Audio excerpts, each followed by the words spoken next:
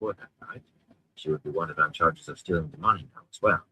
But the authorities would expect her to be riding as hard as she could, and already leagues from Ebudar, not just sitting outside the city. Nothing except a coincidence of timing connected her to Tuan, or to Matt, and that was important. Dylan certainly would have leveled her own charges against him. No woman was going to forgive a man tying her up and shoving her under a bed, even when she had suggested it. Yet with any luck, he was beneath suspicion for anything else that had happened that night. With any luck, no one except Tylan had a thought for him at all. Trussing a queen like a pig for market would be enough to get a man dead usually, but it had to count for moldy onions alongside the daughter of the Nine Moons disappearing. What could Tylan's toy have to do with that?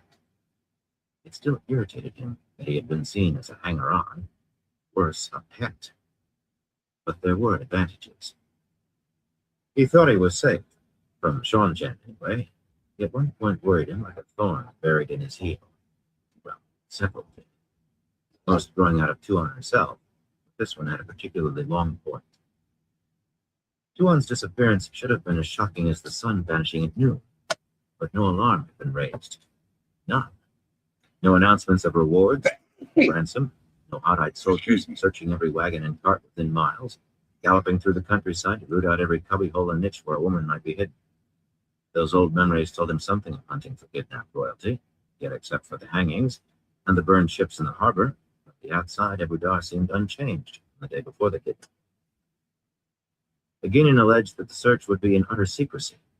Many of the Shan-Chen themselves might still not know Tuan was missing. Her explanation involved the shock to the Empire, no omens for the return, and the loss of Saiter. And she sounded as if she believed every word, but Matt refused to buy a penny's worth.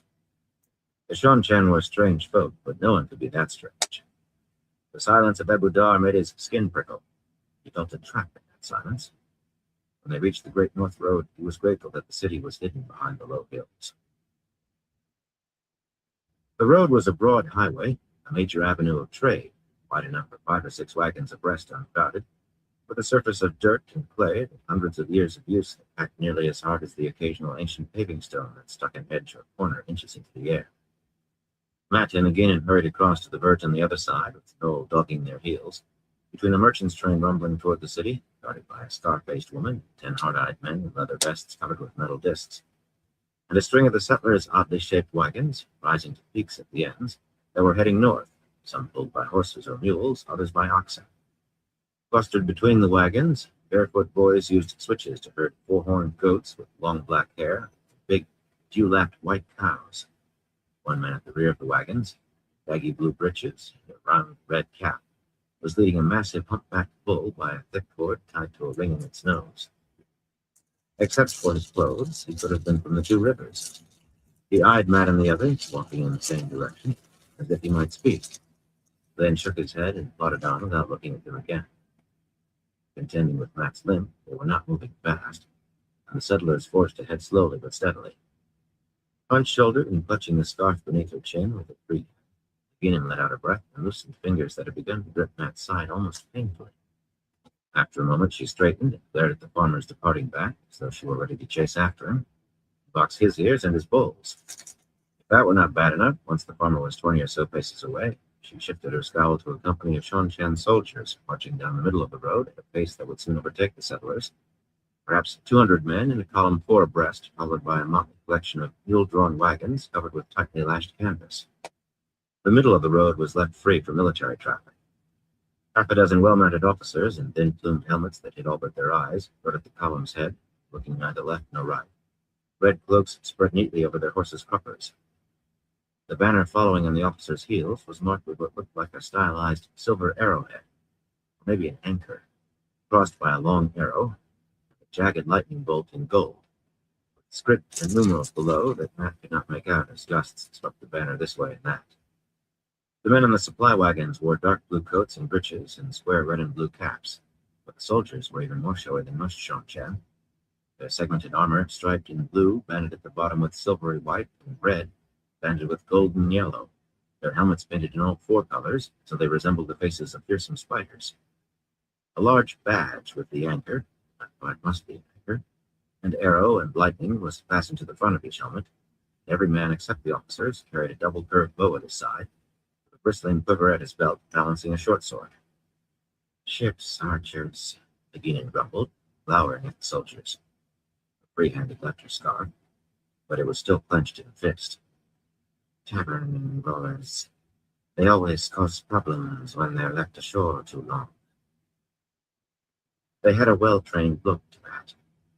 Anyway, he had never heard of soldiers who did not get in fights, especially when they were drunk or bored. Bored soldiers tended to get drunk. A corner of his mind wondered how far those bows would carry, but it was an absent thought. He wanted nothing to do with any Shan soldiers. If he had his way, he would have nothing to do with any soldiers ever again. But his luck never ran that far, it seemed. Fate and luck were different, unfortunately. 200 paces at most, he decided. A good crossbow would outrange them, or any Two Rivers bow. We're not in a tavern, he said through his teeth, and they're not broad now. So let's not start one just because you're afraid a farmer would speak to you. Her jaw set, and she shot him a look hard enough to crack his skull. It was the truth, though. She was fearful of opening her mouth near anyone who might recognize her accent. A wise precaution in his book, but everything seemed to grate at her. We'll have a bannerman over here asking questions. But women around Ebudar are famous for being demure. What could she know of local customs?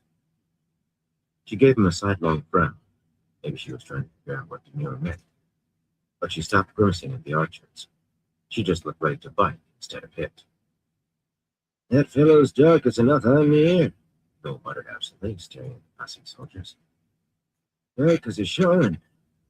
I'd swear he has blue eyes. I've seen the like before, but where? Trying to rub his temples, he almost struck himself on the head with the bamboo fishing pole. He took a step as though he meant to ask the fellow where he had been born. With a lurch, Matt caught the old man's sleeve. We're going back to the show, Bill. Now. You should never have left. I told you that, again said with a sharp nod. Well, there was nothing for it but to keep walking. Oh, it was way past time to be gone. He hoped he had not left it too late. Chapter 2. Two Captains. About 2 miles north of the city, wide blue banners stretched between two tall poles rippled in the wind, claiming Balan Luca's grand traveling show and magnificent display of marvels and wonders. Brilliant red letters, large enough to be read from the road, perhaps 100 paces east. For those unable to read, it at least indicated the location of something out of the ordinary. This was the largest traveling show in the world, so the banner claimed. Luca claimed a great many things, but he must be telling the truth about that. The show's canvas wall, 10 feet high and tightly pegged at the bottom, enclosed as much ground as a good-sized village. The people streaming by looked toward the banner curiously. Farmers and merchants had their work ahead of them, and the settlers their future, and none turned aside. Thick ropes fastened to posts set in the ground were meant to herd crowds to the wide arched entrance, just behind the banner, but there was no one waiting to get in, not at this hour. Of late, few came at any hour. The fall of Ebudar had brought only a slight drop in attendance. Once people realized the city would not be looted, they did not have to flee for their lives. But with the return, ships and settlers, nearly everyone decided to hold on to their coin against more pressing needs. Two bulky men, huddling in cloaks that might have come from a rag bag, were on duty beneath the banner to keep out anyone who wanted to peek around without paying. But even those were in short supply nowadays. The pair, one with a crooked nose above a thick mustache, the other missing an eye, was squatting on the dirt tossing dice. Surprisingly, Petra Anvil, the show's strong man, stood watching. Hey, Fire. Hey, Shaw's. How you doing? Arms larger than most men's legs. I'm just tell you real quick, real quick. He was shorter than Matt, but at on. least twice as wide, his shoulders straining the heavy blue coat his wife made him wear against the cold. Petra seemed engrossed in the dicing, but the man did not gamble, not so much as fishing pennies. He and his wife, Clarine, a dog trainer, saved every coin they could spare. Petra needed small excuse to talk at length about the inn they intended to buy one day. Even more surprising, Clarine was at his side, enveloped in a dark cloak, apparently as absorbed in the gaming as he. Petra glanced warily over his shoulder into the camp when he saw Matt and Nagina approaching arm in arm, which made Matt frown. People looking over their shoulders was never good. Clarine's plump brown face broke into a warm smile, though. Like most women in the show, she thought the Indigenan were romantic. The bent-nosed horse handler, a Hell heavy-shouldered yeah, highwayman Shoss. Cole, leered as he scooped up the wager, a few coppers. No one but Dolman could see Aginin as pretty, but some fools' nobility bestowed beauty. Or money did. And a noblewoman must be rich. A few thought any noblewoman who abandoned her husband, the likes of Mac Coffin, might be open to leaving him too, and bringing her money with her. That was the story Matt and the others had put around to explain why they were hiding from the Shonchan. A cruel husband and a lover's flight. Everyone had heard that sort of tale, in dreaming or books, seldom real life, often enough to accept it. Cole kept his head down, though. Aginin, mildly, had already drawn her belt knife on a sword chopper, a too handsome fellow who had been overly suggestive in asking her to share a cup of wine in his wagon. No one doubted she would have used the blade. He had pressed his suit an inch further.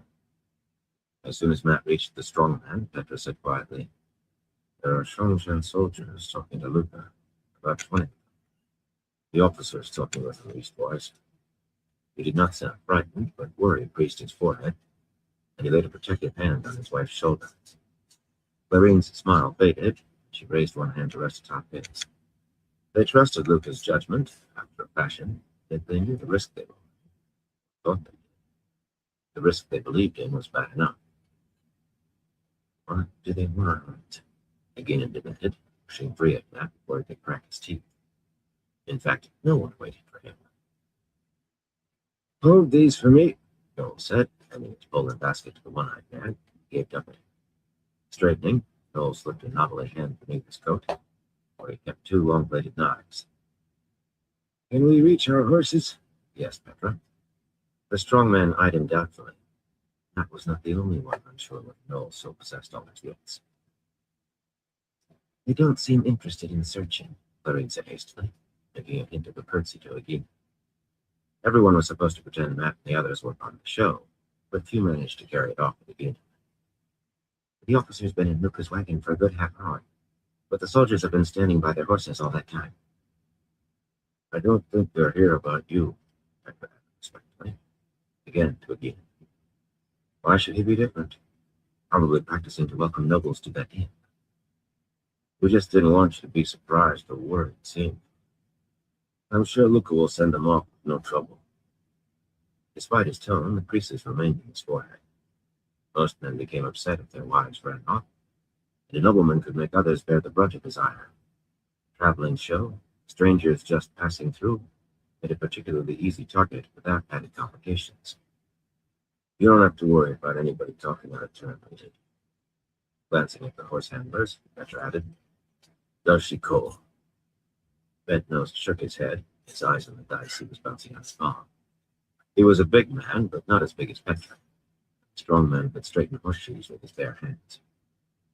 "Everybody likes a chance to spit on a noble's boots now and then," the one-eyed fellow mumbled, peering into the basket of fish. He was almost as tall and wide-shouldered as Cole, but his face was all leathery wrinkles. He had even fewer teeth than Noel. Glancing at Aginin, he ducked his head and added, "Begging your pardon, lady. Besides, this way we all get a little coin, but there ain't been much of lately. Right, Cole? Anybody talks, them Shonchan will take us all up, maybe hang us like they did them sea folk, or put us to work cleaning them canals on the other side of the harbor." Horse handlers did whatever needed doing around the show, hawking the horse lines and cleaning animals' cages to erecting and taking down the canvas wall. He shuddered as though digging out silted canals that were high was a worse prospect than hanging. "Did I say anything about talking?" Cole protested, spreading his hands. "I just asked how long we're going to sit here, that's all. I just asked when we're going to see some of this corn." "We sit here as long as I say sit." It was remarkable how hard Agin made that drawl sound, without raising her voice, like a blade sliding free of the scabbard. "You see your corn when we reach our destination. There will be a little something extra for those who serve me faithfully, and a cold grave for anyone who thinks I'm betrayal." Cole pulled his much-patched look tight, widened his eyes, trying to look indignant or maybe innocent. but he just appeared to be hoping she would come close enough for him to filch her purse. Mac ground his teeth. For one thing, that was his gold she was promising with such a free hand. She had her own, but not near enough for this. More importantly, she was trying to take charge again. Light. Except for him, she would still be in Abu Dar, scheming to avoid the Seekers, not already being put to the question. Except for him, she would never have thought of staying close to Abu Dar, throw off pursuit, or found a hiding place with Luca's show. But why were soldiers there? Sean-Chan would have sent 100 men, 1,000, for a vague suspicion of Tuan's presence. They suspected the Aes Sedai. No. Petra and Clarine did not know they were helping hide Aes Sedai. They would have mentioned Suldam and the money. And the soldiers would not be hunting sisters without them. He fingered the fox head through his coat. He wore that waking in sleep. It might give him a little warning. He never considered trying for the horses, not just because Cole and a dozen more like him would go running to Sean-Chan before he was well out of sight. They had no particular animosity toward him or again. Even Ruman, sword juggler, seemed to have settled in happily with a contortionist named Adrian. But some folks would not resist the temptation of a little more gold either. In any case, no warning dice tumbled in his head, and there were people inside those canvas walls he could not leave behind. If they're not searching, then we have nothing to worry about, he said confidently. But thanks for the warning, Petra. I've never liked surprises. The strong man made a small gesture as if to say it was nothing, but again and Clarine looked at back as though startled to find him. Even Cole and the one-eyed dog blinked at him. An effort to stop short of gritting his teeth again. I'll just wander near Luca's wagon and see what I can see. When you and Noel find Alvar and stay with him. They liked the boy, everyone did, and that would keep them out of his hair. He could eavesdrop better alone. And if they had to run, maybe Aginin and Noel could help get the boy out at least. Light said he did not count that. He could see nothing but disaster. Well, I suppose nobody lives forever, Noel sighed, treating his bamboo pole and dressing. Burn him, but the fellow could make a colicky goat seem cheerful. Petra's frown certainly deepened. Married men always seemed to be worried. One reason that was in no hurry himself. As Noel vanished around the corner of the canvas wall, the one-eyed man watched the fish go regretfully. He appeared to be another without a full set of wits. He probably had a wife somewhere. Matt pulled his cap almost down to his eyes. Still no dice. He tried not to think of how many times he had nearly had his throat slit or his skull split without any dice. But surely they would have been there if there was any real danger. Of course they would. He had not taken 3 steps inside the entrance before Aginin caught up to him and slipped her arm around his waist. He stopped in his tracks, eyeing her balefully. She resisted his orders the way a trout fought the hook. This went beyond stuff. What do you think you're doing? What if this Sean-Chan officer recognizes you? That seemed as likely as Highland himself walking into the show. Anything that might make her leave was worth grabbing. What are the chances this fellow is anyone I know? She scoffed. I don't have. Her face twisted for an instant. Didn't have many friends this side of the ocean, and none in Abu Dar. She touched an end of the black wig over her bosom. Anyway, in this, my own mother wouldn't recognize me. Her voice turned bleak toward the end. He was going to chip a tooth if he kept on clenching his jaw. Standing there arguing with her would be worse than useless. But the way she had stared at those Sean-Chan soldiers was fresh in his mind. Don't glare at anybody, he warned. Don't even look at anybody. I'm a demure Abu Dhabi woman. She made it sound a challenge. You can do all that. She made that into a warning. Light. When a woman was not making everything smooth, she made things very rough indeed. And Aginin never made anything smooth. He was definitely in danger of chipping a tooth. Beyond the entrance, the show's main street meandered among wagons like those the Tinkers used. Little houses on wheels, with the wagon shafts lifted against the driver's seats, and walled tents often as large as small houses. Most of the wagons were brightly painted, every shade of red or green, yellow or blue. Many of the tents were just as colorful, few even striped. Here and there, wooden platforms where entertainers could perform stood beside the street, colored bunting beginning to look a bit grumpy. The broad expanse of dirt, near 30 paces wide and beaten flat by thousands of feet, really was a street, one of several that wound through the show. The wind whipped away faint gray streamers of smoke rising from the tin chimneys that stuck up from the roofs of the wagons and from some tents. Most of the show folk were probably at breakfast, if not still in bed. They rose late as a rule not approved. And no one would want to be sitting around a cook fire outside in this cold. The only person he saw was Eludra, the sleeves of her dark green dress pushed up her forearms, grinding something with a bronze mortar and pestle on a table that folded down from the side of her vivid blue wagon, just around the corner on one of the narrower side streets. Intent on her work, the slender Terravana did not see Agina in that. He could not help looking at her, though. With her dark hair and thin, beady braids hung to her waist, Eludra was probably the most exotic of Lucas marbles. He advertised her as an illuminator. Unlike many of the other performers in marbles, she really was what Luca claimed, but Luca probably did not believe it himself. Matt wondered what she was grinding, and whether it might explode. She had promised to reveal the secret of fireworks. He had not found a glimmer so far. He would, though, one way or another. Agina poked a hard finger into his ribs. "We are supposed to be lovers, as you keep reminding me," she growled. "Who's going to believe it if you stare at the woman as though you're hungry?" Matt grinned lasciviously. "I always looked at pretty women. Haven't you noticed?" Adjusting her headscarf with a little more vigor than usual, she gave a disparaging grunt, but he was satisfied. Her prudish streak came in handy now and then.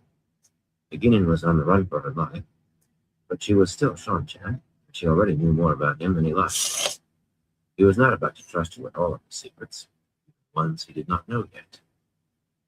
Luca's wagon sat in the very middle of the show's camp, the most favored position, as far as the smells of the animal cages and horse lines situated along the campus walls. The wagon was garish even compared to the others of the show, a red and blue thing that shone like the finest lacquer work, every surface spotted with golden comets and stars. The faces of the moon, in silver, ran all the way around just below the roofline. Even the tin chimney was painted in red and blue rings. A tinker would have blushed. To one side of the wagon, two ranks of helmeted Shonchan soldiers stood stiffly beside their horses. Green tasseled lances slanted at exactly the same angle. One of the men held the reins of an extra mount, a fine dun gelding with strong haunches and good ankles. The soldier's blue and green armor appeared drab alongside Luca's wagon. Matt was unsurprised to see he was not the only one interested in the Shonchan. A dark stocking cap covering his shaved head, veiled Doman was squatting on his heels with his back against one wheel of the green wagon that belonged to Petra and Clarine, about 30 paces beyond the soldiers.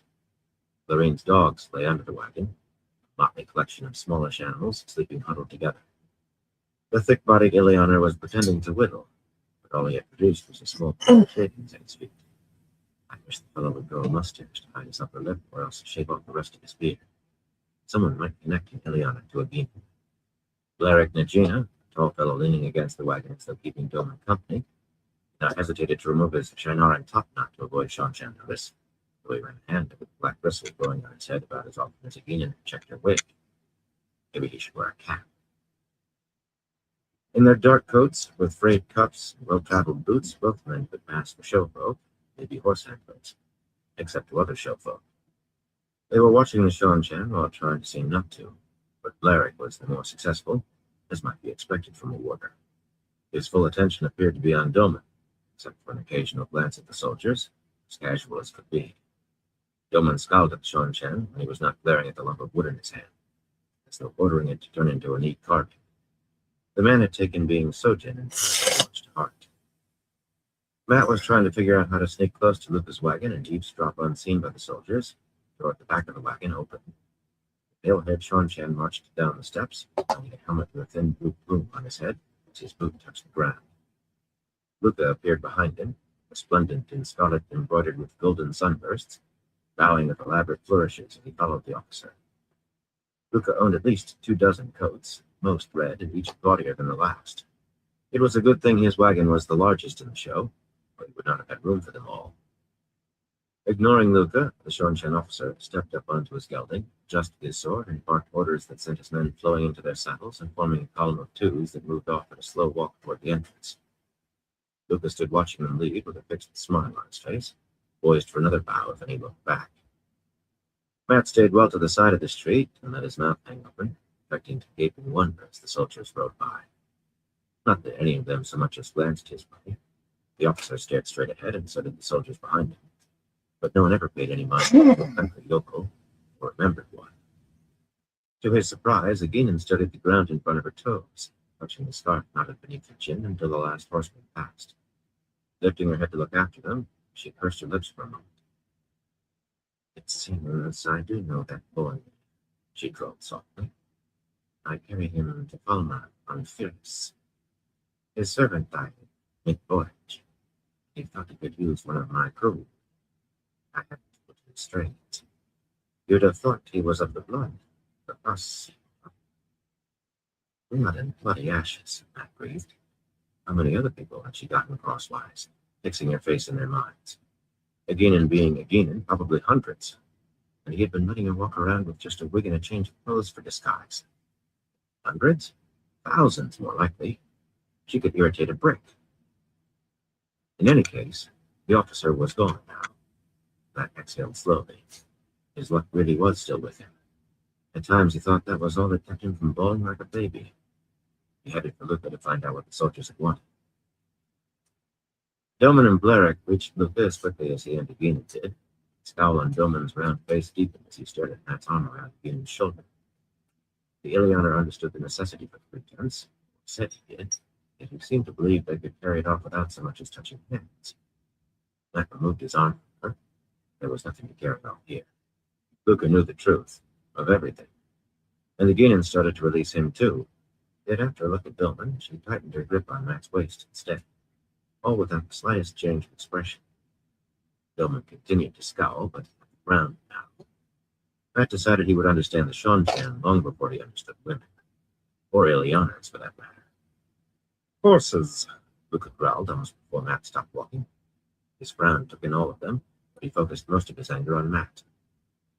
A little bit taller, Luca stretched down to stare at Matt. "That's what he wanted. I showed him the warrant exempting me from the horse lottery, signed by the High Lady Sorth herself. But was he impressed? It didn't matter to him that I rescued a high-ranking Shonchan. The woman had not been high-ranking, and he had not so much rescued her as given her a way to travel as a hired performer. But Luca always exaggerated to his own advantage. I don't know how long that exemption is really good for anyway. The Shonchan are desperate for horses. They might take it back any day." His face was turning almost as red as his coat, and he jabbed a finger at Matt repeatedly. "You're going to get my horses taken.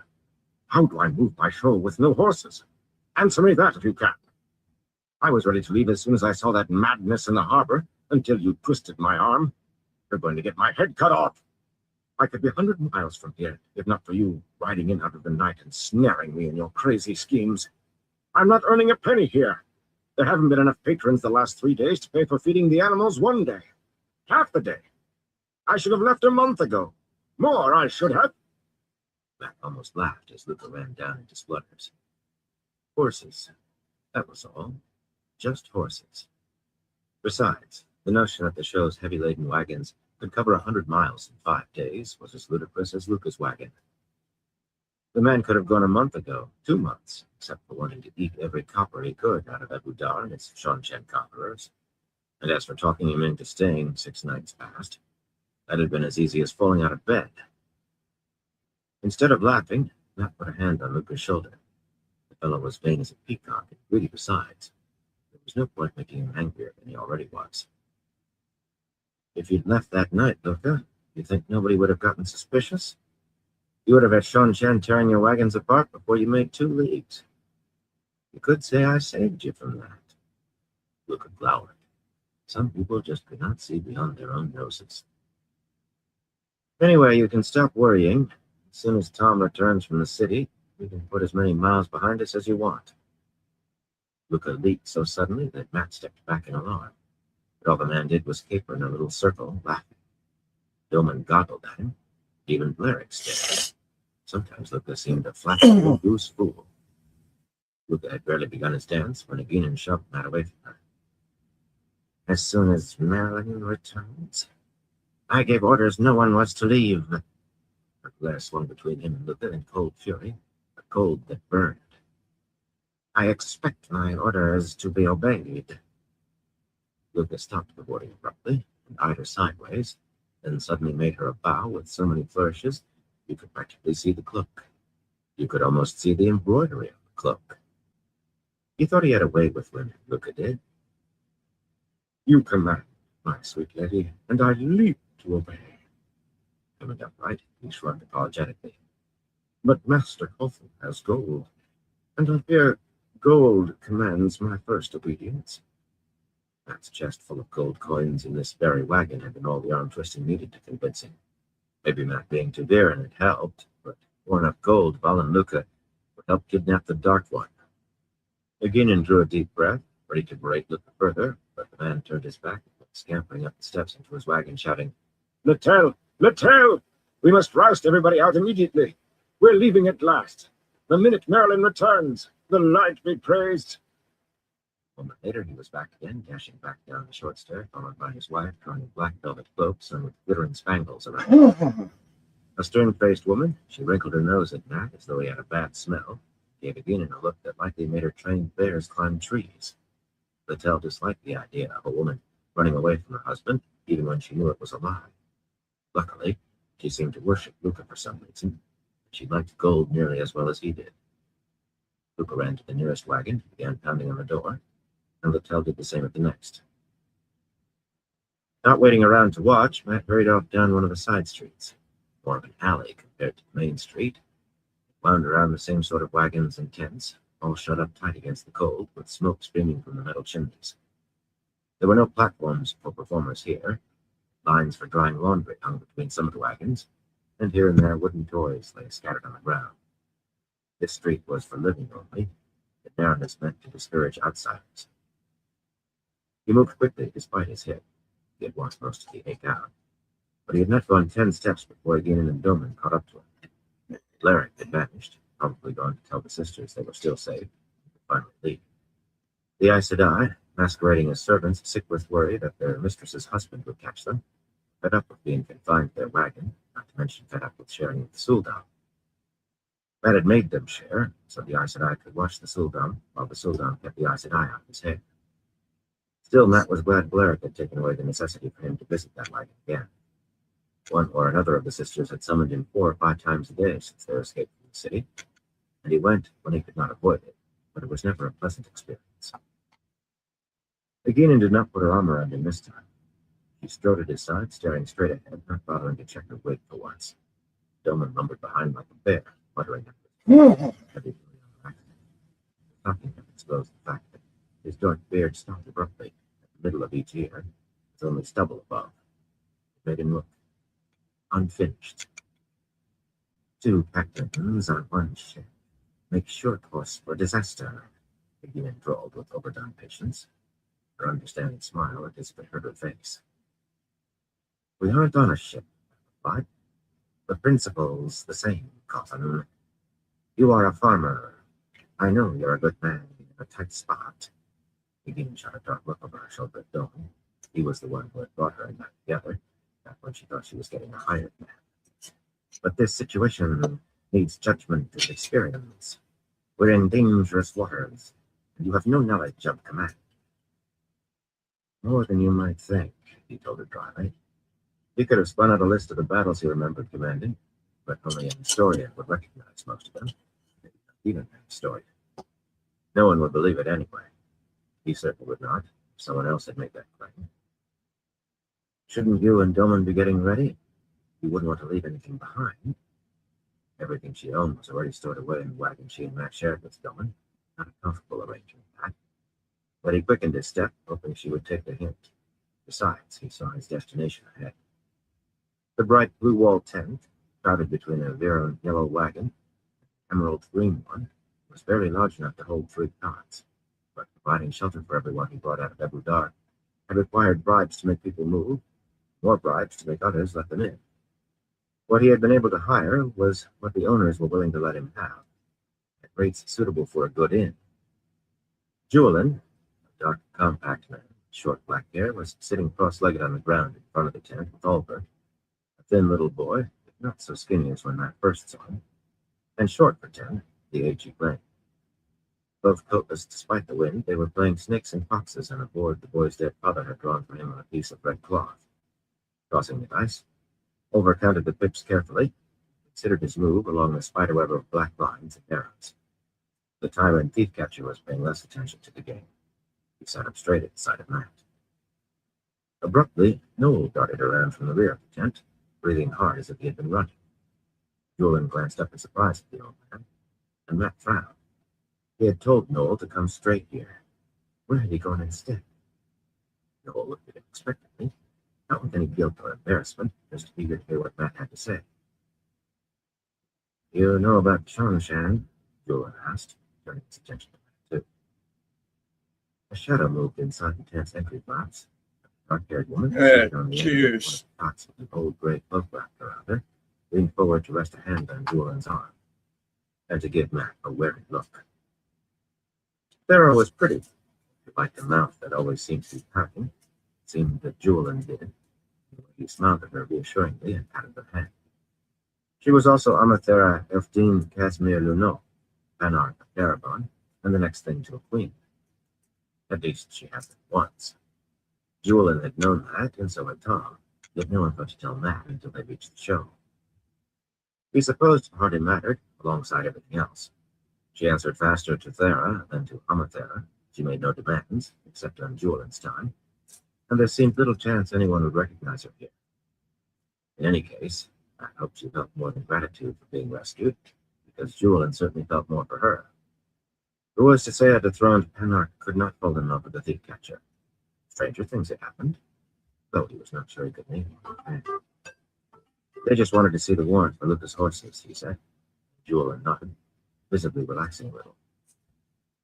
As well, they didn't count the horse lines. The warrant listed the exact number of horses Luca was allowed to keep. The Shongshan could be generous with their rewards, but given their need for mounts and wagon teams, they were not about to have any license to set up horse trading.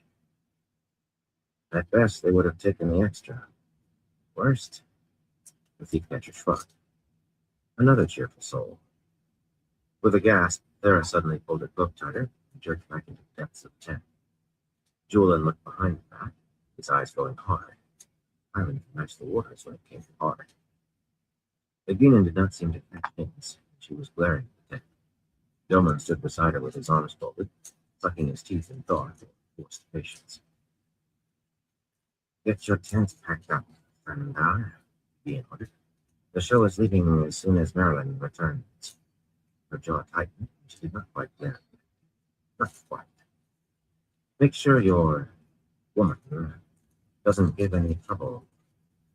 Most lately, Thera had been a servant, Taco Bay, the property of the High Lady Suron, until Julian stole her away. To a Guinan, stealing Dacovale was almost as bad as freeing Demont. Can I ride wind? Albert exclaimed, bounding to his feet. Can I not? Can I lie wind? The Guinan actually smiled at him. Matt had yet to see her smile at anyone else, even Doman. Not yet, Matt said. Not until they were far enough from Evergard that no one was likely to remember the gray winning races with a small boy in his back. In a few days, maybe. Julian, will you tell the others? Laric already knows, so the sisters are taken care of. Julian did not waste time, aside from ducking inside the tent to reassure Thera. She seemed to need reassuring frequently. When he came out, carrying a dark tie and coat that was beginning to show wear, told Albert to put the game away and help Thera with the packing in return. Hell yeah, Then cheers. Flat-topped conical red hat and started off, shrugging into the coat. He never so much as glanced at Agina. She considered him a thief, offensive in itself to a thief catcher, but the pirate had no love for her either. Matt started to ask Noel where he had been, but the old man darted nimbly after Julian, calling over his shoulder that he would help let the others know the show was leaving. Well, two could spread the word faster than one. Family and the four surviving Red Arms shared a crowded tent on one side of the show, while Noel himself shared another with Tom and the two serving men, Lopen and Merritt, on the opposite side. and the question could wait. Probably he had just delayed to put his precious fish somewhere safe. In any case, the question suddenly seemed unimportant. The noise of people shouting for horse handlers to bring their teams, others demanding at the top of their lungs to know what was happening, was beginning to fill the camp. Adria, a slim woman holding a flowered green robe around her, came running up in bare feet and vanished into the yellow wagon where the other 4 contortionists lived. Somebody in the green wagon bellowed hoarsely that people were trying to sleep. A handful of performers' children, some performers themselves, dashed by, and Oliver looked up from folding the game. That was his most prized possession, but if not for that, he plainly would have gone after them.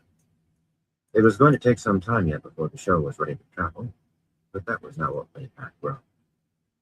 He had just heard those bloody dice start rattling in his head again. Chapter 3. A Fan of Colors.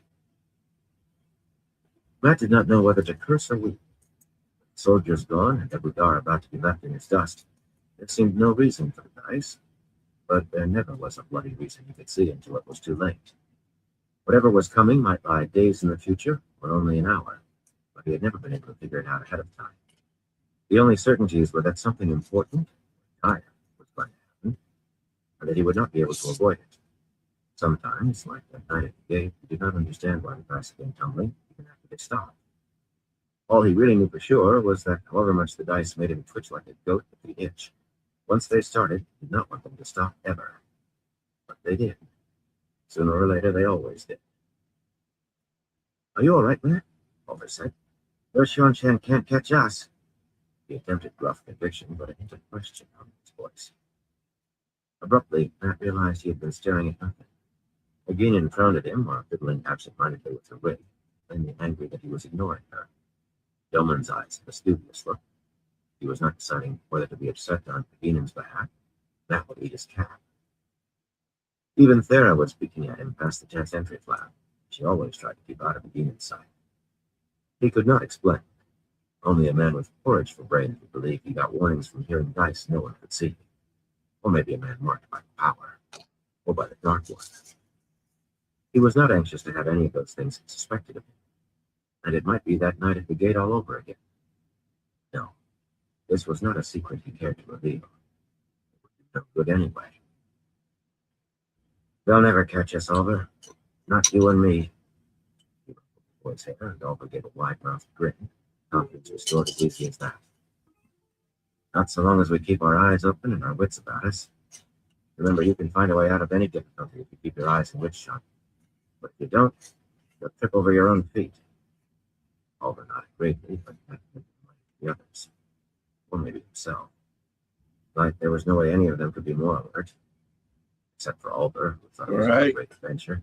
They'd all been jumping out of their skin since before leaving the city. "Go help Thera, like Jordan told you, Oliver." A sharp gust cut through Matt's coat, making him shiver. "And put your coat on. It's cold," he added as the boy ducked past Thera into the tent. Rustles and scraping sounds from inside said that Oliver was setting to work with or without his coat. Thera remained crouched at the tent's entrance, peering at Matt. For all the care anybody but Matt Coffin took, the boy could catch his death. As soon as Oliver disappeared, Aginin stepped closer to Matt, her fists on her hips again. He groaned under his breath. "We are going to settle matters now, Coffin," she said in a hard voice. "Now. I won't have our journey wrecked by you countermanding my orders." "There's nothing to settle," he told her. "I was never your hired hand, and that's that." Somehow her face managed to grow harder, as good as shouting that she did not see matters like that. The woman was as tenacious as a snapping turtle. There had to be some way to pry her jaws from his leg. Burn him if he wanted to be alone with the dice rolling in his head. That was better than having to listen to them while arguing with her. "I'm going to see Tuan before we leave." The words popped out of his mouth before they were clear in his head. He realized that they had been lying there for some time now, murky and slowly solidifying. The blood drained from Aginin's cheeks as soon as Tuan's name left his mouth, and he heard a squeak from Thera, followed by the snap of the tent flaps being jerked shut. The one-time Panard had absorbed a great many Sean-Chan ways while she was Surok's property, many of their taboos as well. Aginin was made of harder stuff, however. "Why?" she demanded. In almost the same breath, she went on, anxious and furious all at once. You mustn't call her that. You must show respect. Part of it, some ways. Matt grinned, but she did not seem to see the joke. Respect. There was precious little respect in stuffing a gag in someone's mouth and rolling them up in a wall hanging. Calling Tuan High Lady or anything else was not going to change that. Of course, Aginin was more willing to talk about freeing Damani than she was about Tuan. If she could have pretended the kidnapping never happened, she would have. But as it was, she tried. She had tried to ignore it while it was happening. In her mind, any other crimes she might have committed paled to nothing beside that. Because I want to talk with him, he said. Why not? He had to sooner or later. People had begun trotting up and down the narrow street now, half-dressed men with their shirts hanging out, women with their hair still wrapped in nightkerchiefs, some leading horses and others just milling about as far as he could look at. A wiry boy a little bigger than Alter went past doing handsprings wherever the crowd gave him a pace of room, practicing or maybe playing. The sleepy fellow in the deep green wagon still had not appeared. Lucas' grand traveling show would not be traveling anywhere for hours yet. There was plenty of time. You could come with me, he suggested in his most innocent voice. I should have thought of this before. The invitation made Aginin go fence-posted stiff for true. It hardly seemed possible her face could grow any paler, but an extra scrap of color reached out. Go will show fitting respect, she said hoarsely, clutching the knotted scarf with both hands and still trying to squeeze the black wig tight onto her head. Come, Bale. I want to make sure my things are still. Yeoman hesitated as she turned and hurried away in the crowd, without looking back. And Matt watched him warily. He had vague memories of a fight on Billman's river ship once. If big was the best he could say of them. Dom was friendly with Doman, according to Ileana's favor, yet he was Aginen's man to the knife, ready to back her on anything down to disliking Julian. Matt trusted him no further than he did her, which was to say, not very far. Aginen and Doman had their own goals, but Matt often kept a whole eye did not factor. He doubted that the man really trusted him for that matter. Then neither of them had much choice at the moment. Fortune pricked me, Doman muttered, scratching the bristles going above his left ear. Whatever you do be up to, maybe you know where you're headed. I think she will be tougher than you do suspect. Agina, Matt said incredulously. He looked around quickly to see whether anyone in the alley had heard his slip. A few glanced at him and Doman as they brushed by, but nobody glanced at him twice.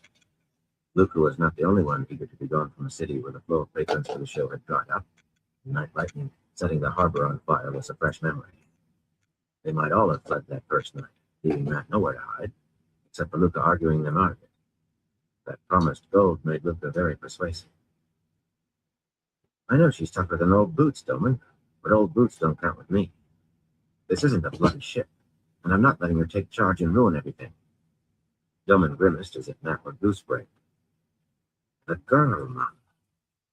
Do you believe you can be so calm if you did be carried off in the night? Whatever you be playing at with that wild talk of her being your wife, have a care or she may shave your head at the shoulders. I was just playing the fool, I muttered. How many times do I have to say it? I was unnerved for a minute. Oh, he had done that. Learning who Tuan was, while he was wrestling with her, would have unnerved a bloody Trolloc. Doman grunted in disbelief. Well, it was hardly the best story that had ever come up with. Except for Doman, everyone who had heard him babbling seemed to accept the tale, though. Matt thought they had it. Aginin might get a knot in her tongue at the very thought of Tuan, but she would have said plenty if she believed he had been serious. Likely she would have put her knife in.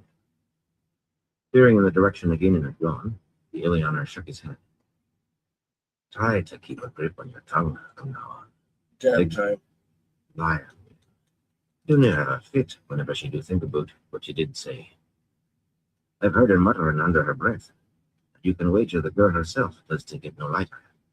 You act the fool with her, and you may get us all shortened. He slid a finger across his throat expressively, gave a curt nod before pushing through the crowd after again. Watching him go, Matt shook his own head. Tuan tongue. True, she was the daughter of the 9 moons and all of that. She had been able to get under his skin with a look back in the Terrace and Palace. when he thought she was just another Sean-Chan noblewoman with a nose in the air. But that was just because she kept turning up where he did not expect. No more than that. She looked like a doll made of black porcelain. How tough could she be? It was all you could do to keep from breaking your nose and himself. He had been careful not to repeat what Dillman called wild talk, but the truth of it was, he was going to marry Tuan. The thought made him sigh. He knew it as sure as prophecy, which it was, in a way. He could not imagine how such a marriage could come about. It seemed impossible from the face of it. And he would not weep if that proved to be so. But he knew it would not. Why did he always find himself bloody lumbered with bloody women who pulled knives on him, but tried to kick his head off? It was not fair. He intended to go straight to the wagon where Tuan and Solution were being kept, with Satala on him to watch. The innkeeper could make a stone out of him, and the noblewoman and the lady's maid would give her no trouble, especially with red armor duty outside. They had not so far. But he was wandering along the winding streets that ran through the show. Bustle filled all of them, wide and narrow alike. Men rushed by leading horses that frisked and shied, too long without exercise. Other people were taking down tents and packing the storage wagons, or hauling cloth-wrapped bundles, brass-bound chests and casks and canisters of every size, out of the house-like wagons that had been standing here for months, partially unloading so everything could be repacked for travel, even while the teams were being harnessed. The din was constant. Horses whispered, women shouted for children. Children cried over lost toys or yelled for the pure pleasure of noise. Men bellowed to know who had been at their harness or who had borrowed some tool. A troop of acrobats, slender but muscular women, worked on ropes dangling from tall poles that surrounded one of the horse handlers, all of them waving their arms and giving voice at the top of their lungs, and nobody listening. Matt paused a moment trying to figure out what they were arguing over, but eventually decided they were not sure themselves. Two fighting coatless men rolled on the ground, watched closely by the likely cause. Willowy, hot-eyed seamstress named Germaine. Petra appeared, and pulled them apart before Matt could even get a bet down. He was not afraid of seeing Tuan again. Of course not. He had stayed away after sticking her into that wagon to give her time to settle down and collect herself. That was all. Only calm, Dillman had called her, and it was true. Kidnapped in the middle of the night, snatched out into a storm by people who would as soon have cut her throat as look at her, as far as she knew, and she had been by far the coolest of them all. She could have planned it herself. That was how upset she was. He realized that the point of the knife was tickling between his shoulder blades there. The knife was back again, just thinking about her. Those dice were rattling away inside his skull. The woman's hardly likely to exchange vows here and now, he thought with a chuckle. But it sounded forced even to him. Yet there was no reason under the sun for him to be afraid. He was just properly wary, not afraid.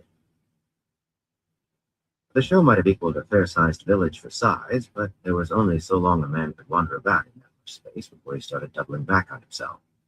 Soon enough, too soon, he found himself staring at a windowless wagon painted in faded purple, surrounded by canvas-topped storage wagons, and inside of the southernmost horse lines. The dung carts had not gone out this morning, and the odor was strong. The wind carried a heavy scent from the nearest animal cages, too. The musky smell of big cats and bears, and light knew what else. Beyond the storage wagons and pickets, a section of the canvas wall fell, and another began to shake as men loosened the guy ropes holding the poles. The sun, half hidden by dark clouds now, had climbed halfway to its noonday peak or better, but it was still too soon. Harnan and Metwin, two of the Red Arms, had already hitched the first pair of horses to the shaft of the purple wagon, and were almost done with the second pair. Soldiers well trained in the band of the Red Hand, they would be ready to take the road, while the showfolk were still figuring out which way the horses were supposed to face. I had taught the band to move fast when there was need. His own feet dragged as though they were wading in mud. Harnan, with that fool tattoo of a hawk on his cheek, was the first to see him. Buckling a trace, the heavy-jawed file leader exchanged looks with Metwin, a boyish-faced Kyrian, whose appearance belied his age and his weakness for tavern brawls. They had no call to look surprised. "Everything going smoothly? I want to be away in good time."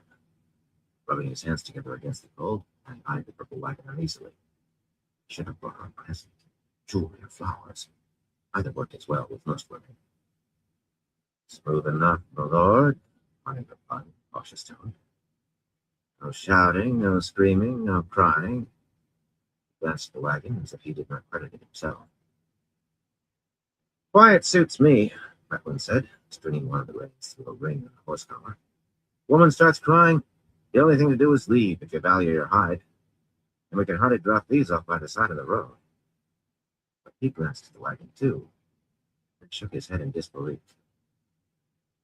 There really was nothing for Matt to do except go inside. So he did. It only took 2 tries, with a smile fixed on his face, to make himself climb the short flight of painted wood steps at the back of the wagon. He was not afraid, but any fool would know enough to be nervous. Despite the lack of windows, the interior of the wagon was well lighted, with 4 mirrored lamps burning. The lamps held good oil, so there was no rancid smell.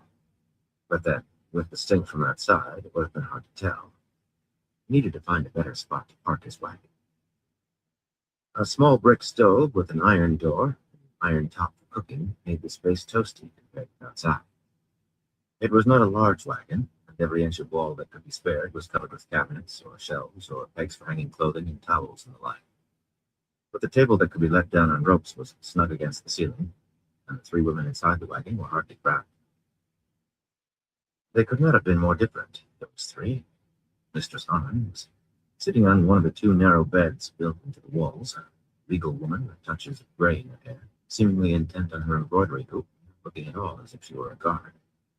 A large golden ring hung on each of her ears. A marriage knot dangled from a close-fitting silver necklace, the hilt with its red and white stones snug in the cleavage exposed by the narrow plunging neckline of her dark dress, that had one side of the skirt sewn up to expose yellow petticoats. She wore another knife with a long curved blade tucked behind her belt. That was just the custom of every dar.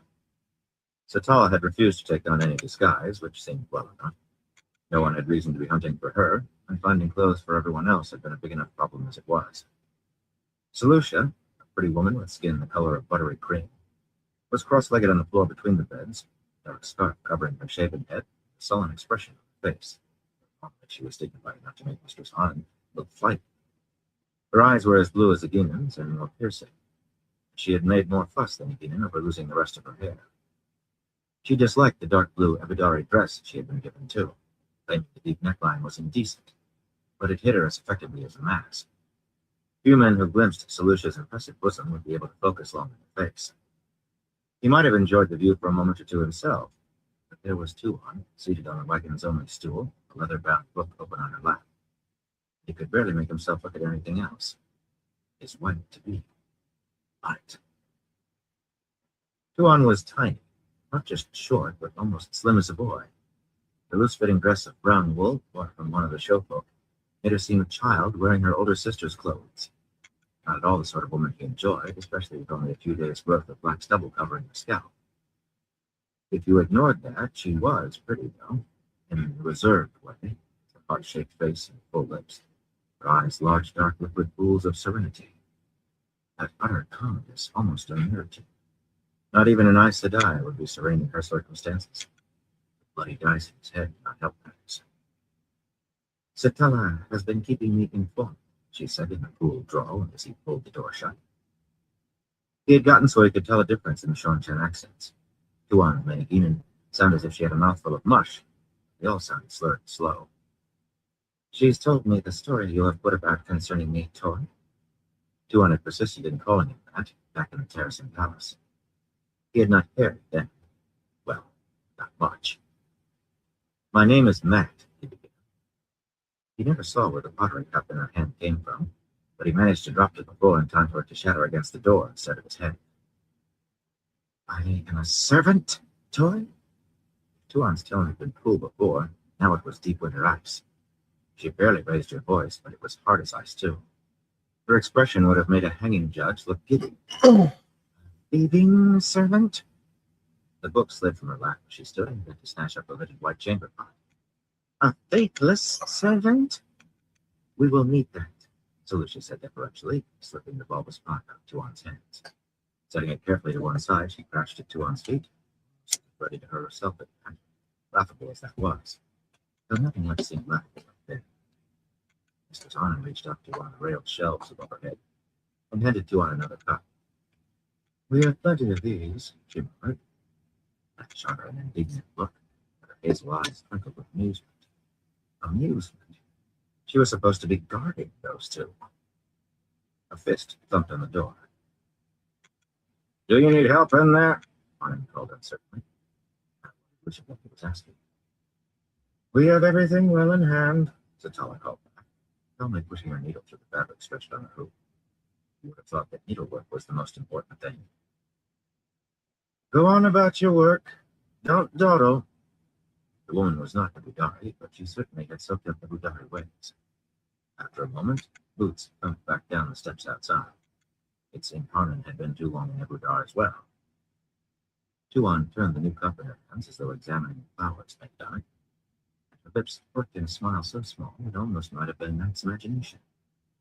She was more than pretty when she smiled, but it was one of those smiles that said she knew things he did not. He was going to break out in hives if she kept doing that. "I will not be known as a servant to him. My name is Matt, not that other thing," he said, climbing to his feet and cautiously testing his hip. To his surprise, it ached no worse after smacking the floorboards. Tuan arched an eyebrow and hefted the cup in one hand. "I could hardly tell the showfolk I'd kidnapped the daughter of the 9 moons," he said in exasperation. "The High Lady Tuan, peasant," Selucia said crisply. "She is under the veil." Veil? Tuan had worn a veil in the palace, but not since. The tiny woman gestured graciously, the queen granting license. "It is of no import. He is ignorant yet. We must educate him. But you will change this story, Toy. I will not be a servant."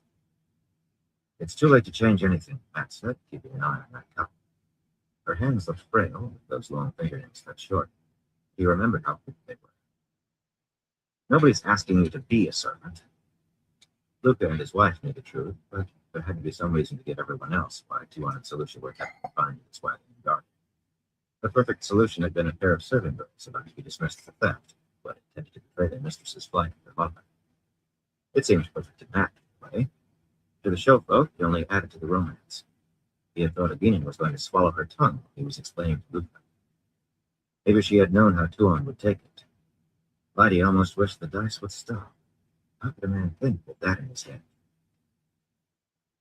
"I couldn't leave you behind to raise an alarm," he went on patiently. That was true, as far as it went. "I know Mistress Annan has explained it to you." He thought about saying he had been battling with nerves when he said she was his wife. She was thinking, newbie. But it seemed best not to bring it up again. She was willing to let the matter lie, all the better. "I know she's already told you this, but I promise no one's going to hurt you. We're not after ransom, just getting away with our heads still attached. As soon as I can figure out how to send you home safe and sound, I will. I promise. I'll make you as comfortable as I can until then. But just have to put up with the other." Tuan's big dark eyes sparkled. But she said, "It seems I will see what your promises are worth, Toy." At her feet, Selucia hissed like a doused cat, her head half turning as if to object. Tuan's left hand wiggled. The blue-eyed woman blushed and went silent. The blood used something like maiden hand talk with her upper servants. I wished he understood the signals.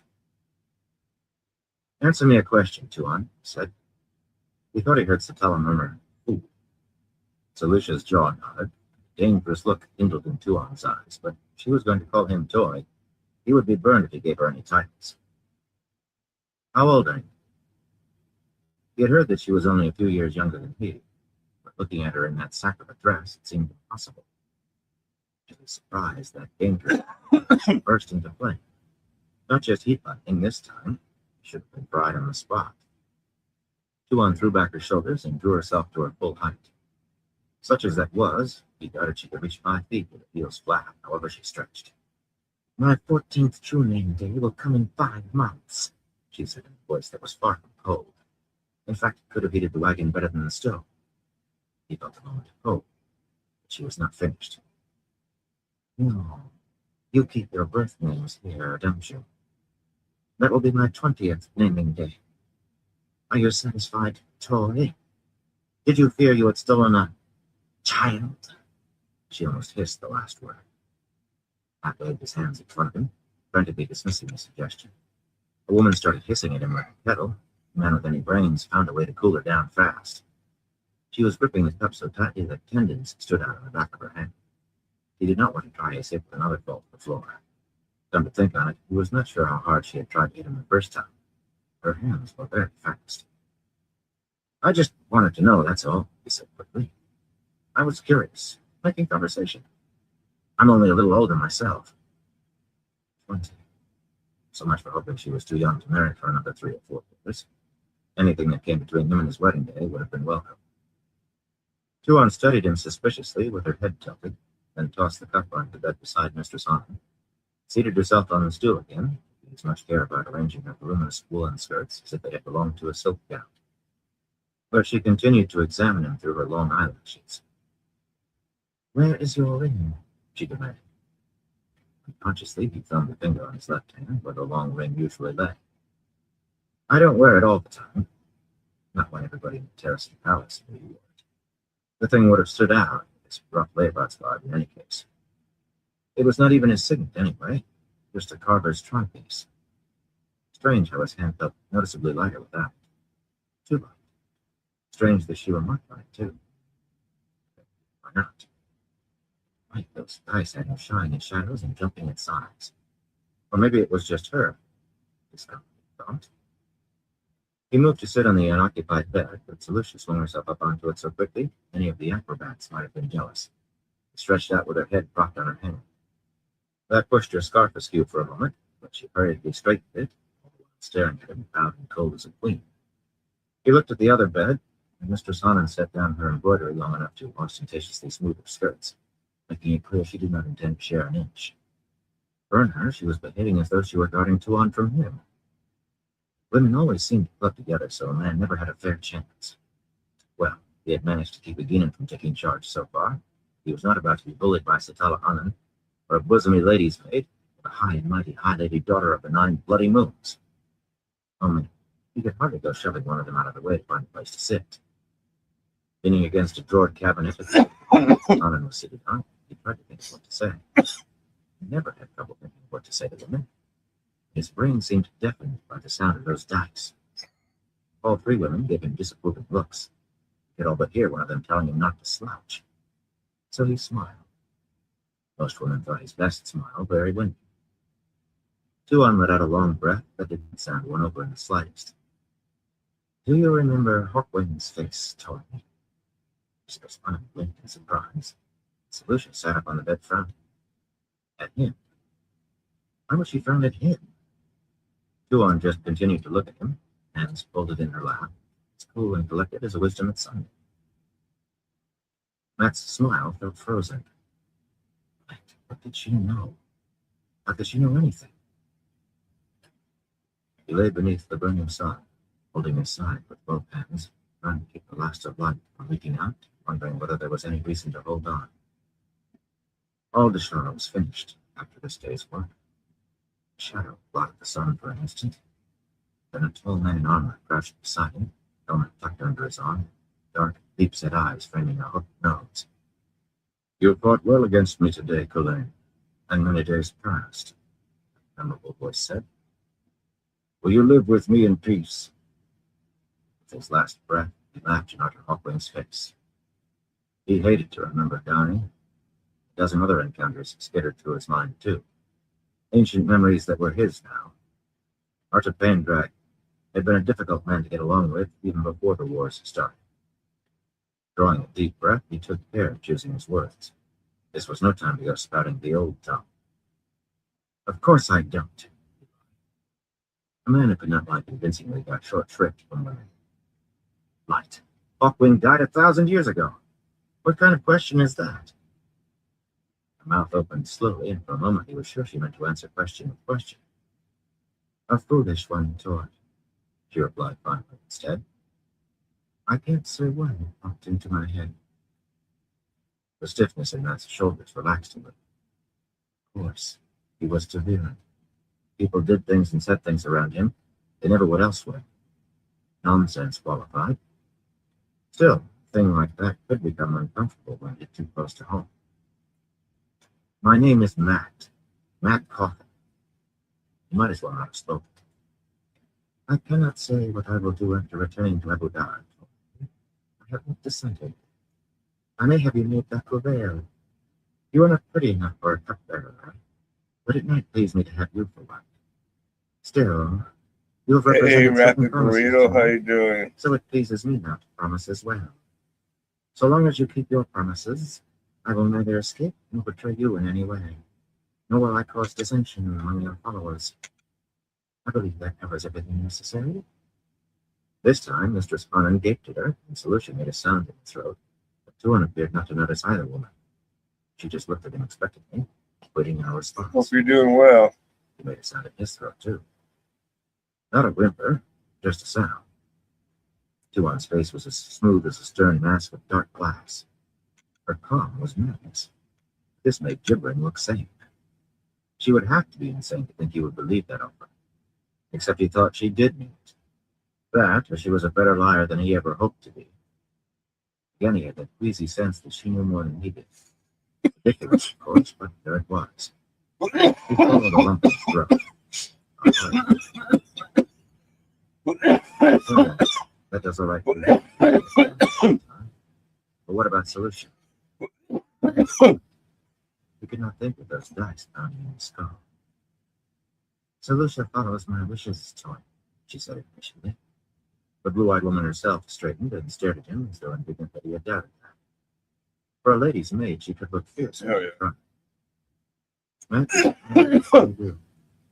without thinking, he spat on his palm and offered his hand as if sealing a bargain on a horse. Your customs are earthy, Tuan said in a dry voice, but she spat on her own palm and grasped his hand. Thus is our treaty written. Thus is our agreement made. What does that writing on your spear mean, Toy? He did whimper this time, and not because she had read the old-tongue inscription on Sashandara. A bloody stone would have whimpered. The dice had stopped as soon as he touched her hand. Cheers. What had happened? Knuckles rapped on the door. He was so on edge that he moved without thought, spinning, the knife coming into either hand ready to throw at whatever came in. Stay behind me, he snapped. The door opened, and Tom stuck his head in. The hood of his cloak was realized it was raining outside. Between Tuan and the dice, he had missed the sound of rain hitting the wagon's roof. I trust I'm not interrupting anything, Tom said, knuckling his long white mustaches. Matt's face heated. Satala had frozen with her embroidery needle, trailing blue thread down to her work. Her eyebrows seemed to be trying to climb over the top of her head. Tensed on the edge of the other bed, Solution watched him slip the knives back up his sleeves with considerable interest. He would not have thought she was the sort to like dangerous men. That kind of woman was worth avoiding. They tended to find ways to make a man need to be dangerous. He did not glance back at Tuan. She was probably staring at him as if he had been capering like Luca.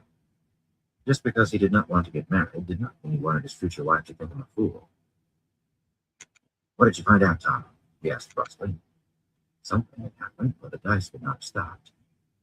A thought came that made his hair want to stand on end. This was the second time they had stopped in Tuan's presence. The third, counting the gate leading out of Abu Dhabi. 3 bloody times and all tied to her. Limping slightly, the white-haired man came the rest of the way in, pushing back his hood, and pulled the door shut behind him. His limp came from an old injury, not trouble in the city. Tall and lean and leathery, with sharp blue eyes and snowy mustaches that hung below his chin, it seemed he would draw attention wherever he went. But he had practice at hiding in plain sight. Round wool cloaks were suitable for a man with a little coin to spend, but not too much. The streets are full of rumors about her, he said, but nothing about her disappearing. I bought drinks for a few Shongshan officers. They seem to believe she's snugged in the Terracin Palace, or off on an inspection trip. I didn't sense any dissent like that. They didn't know. Did you expect public announcements, Troy? Tuan said incredulously.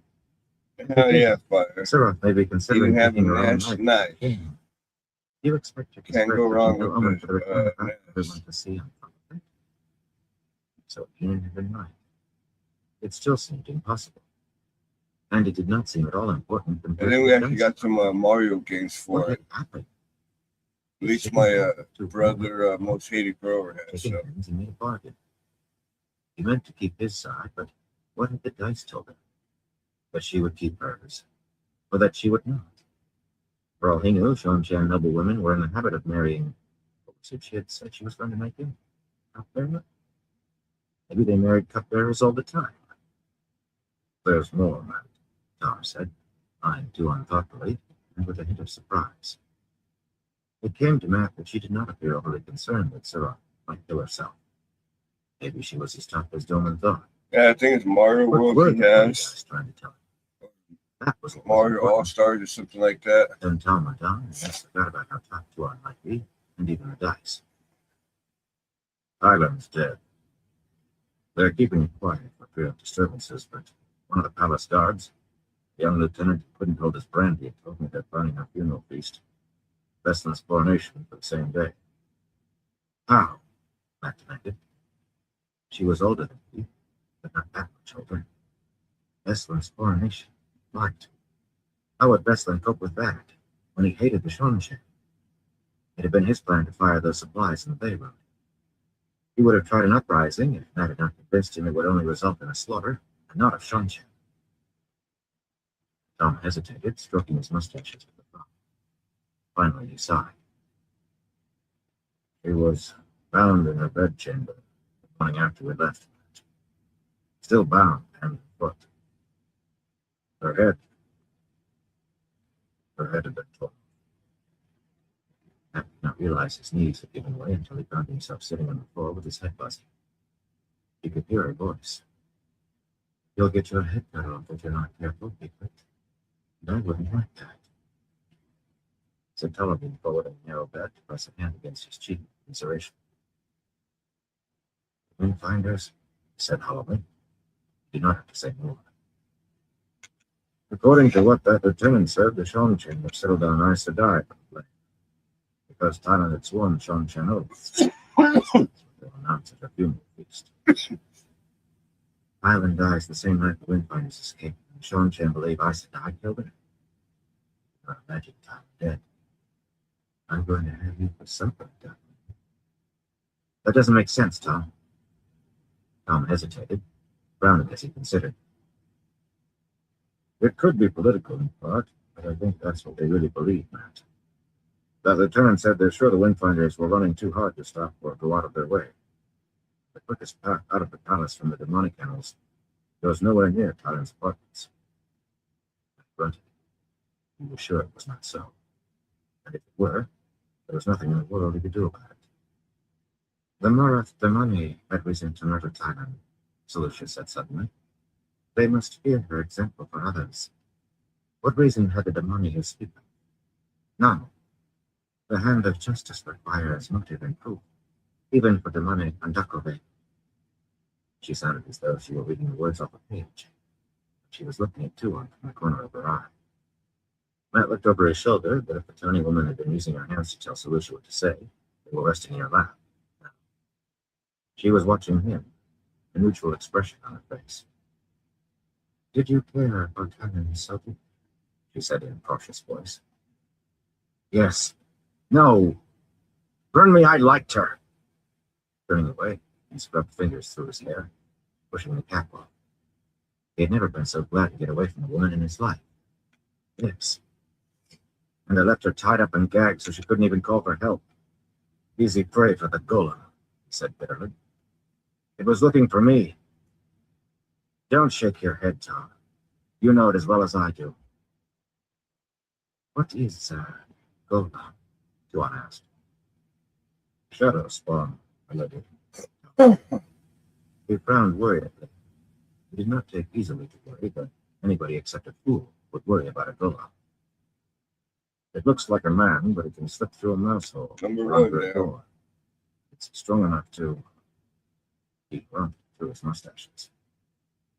Well, let's get this fight over with real quick. Matt, she could have had 100 guards around her, and it wouldn't have stopped that thing. She would not have needed 100 guards if she had not taken up with that coffin. Let go, Tuan murmured blindly. Suddenly, she rapped Matt hard on the top of his head with her knuckles. Clapping her hand to his scalp, he stared over his shoulder incredulously. I'm very happy that you show loyalty to time, Troy, she said in a severe voice. But I won't have superstition in you. I will not have it. It does Thailand no honor. Vernon Thailand's death seemed to concern her as little as whether or not Surath committed suicide. What kind of a woman was he going to marry? When a fist pounded on the door this time, he did not even bother to stand. He felt numb at the core and scraped raw on the surface. Larrick pushed into the wagon without asking, his dark brown cloak dripping rain. It was an old cloak, worn thin in spots, but he appeared not to care where the rain leaked through.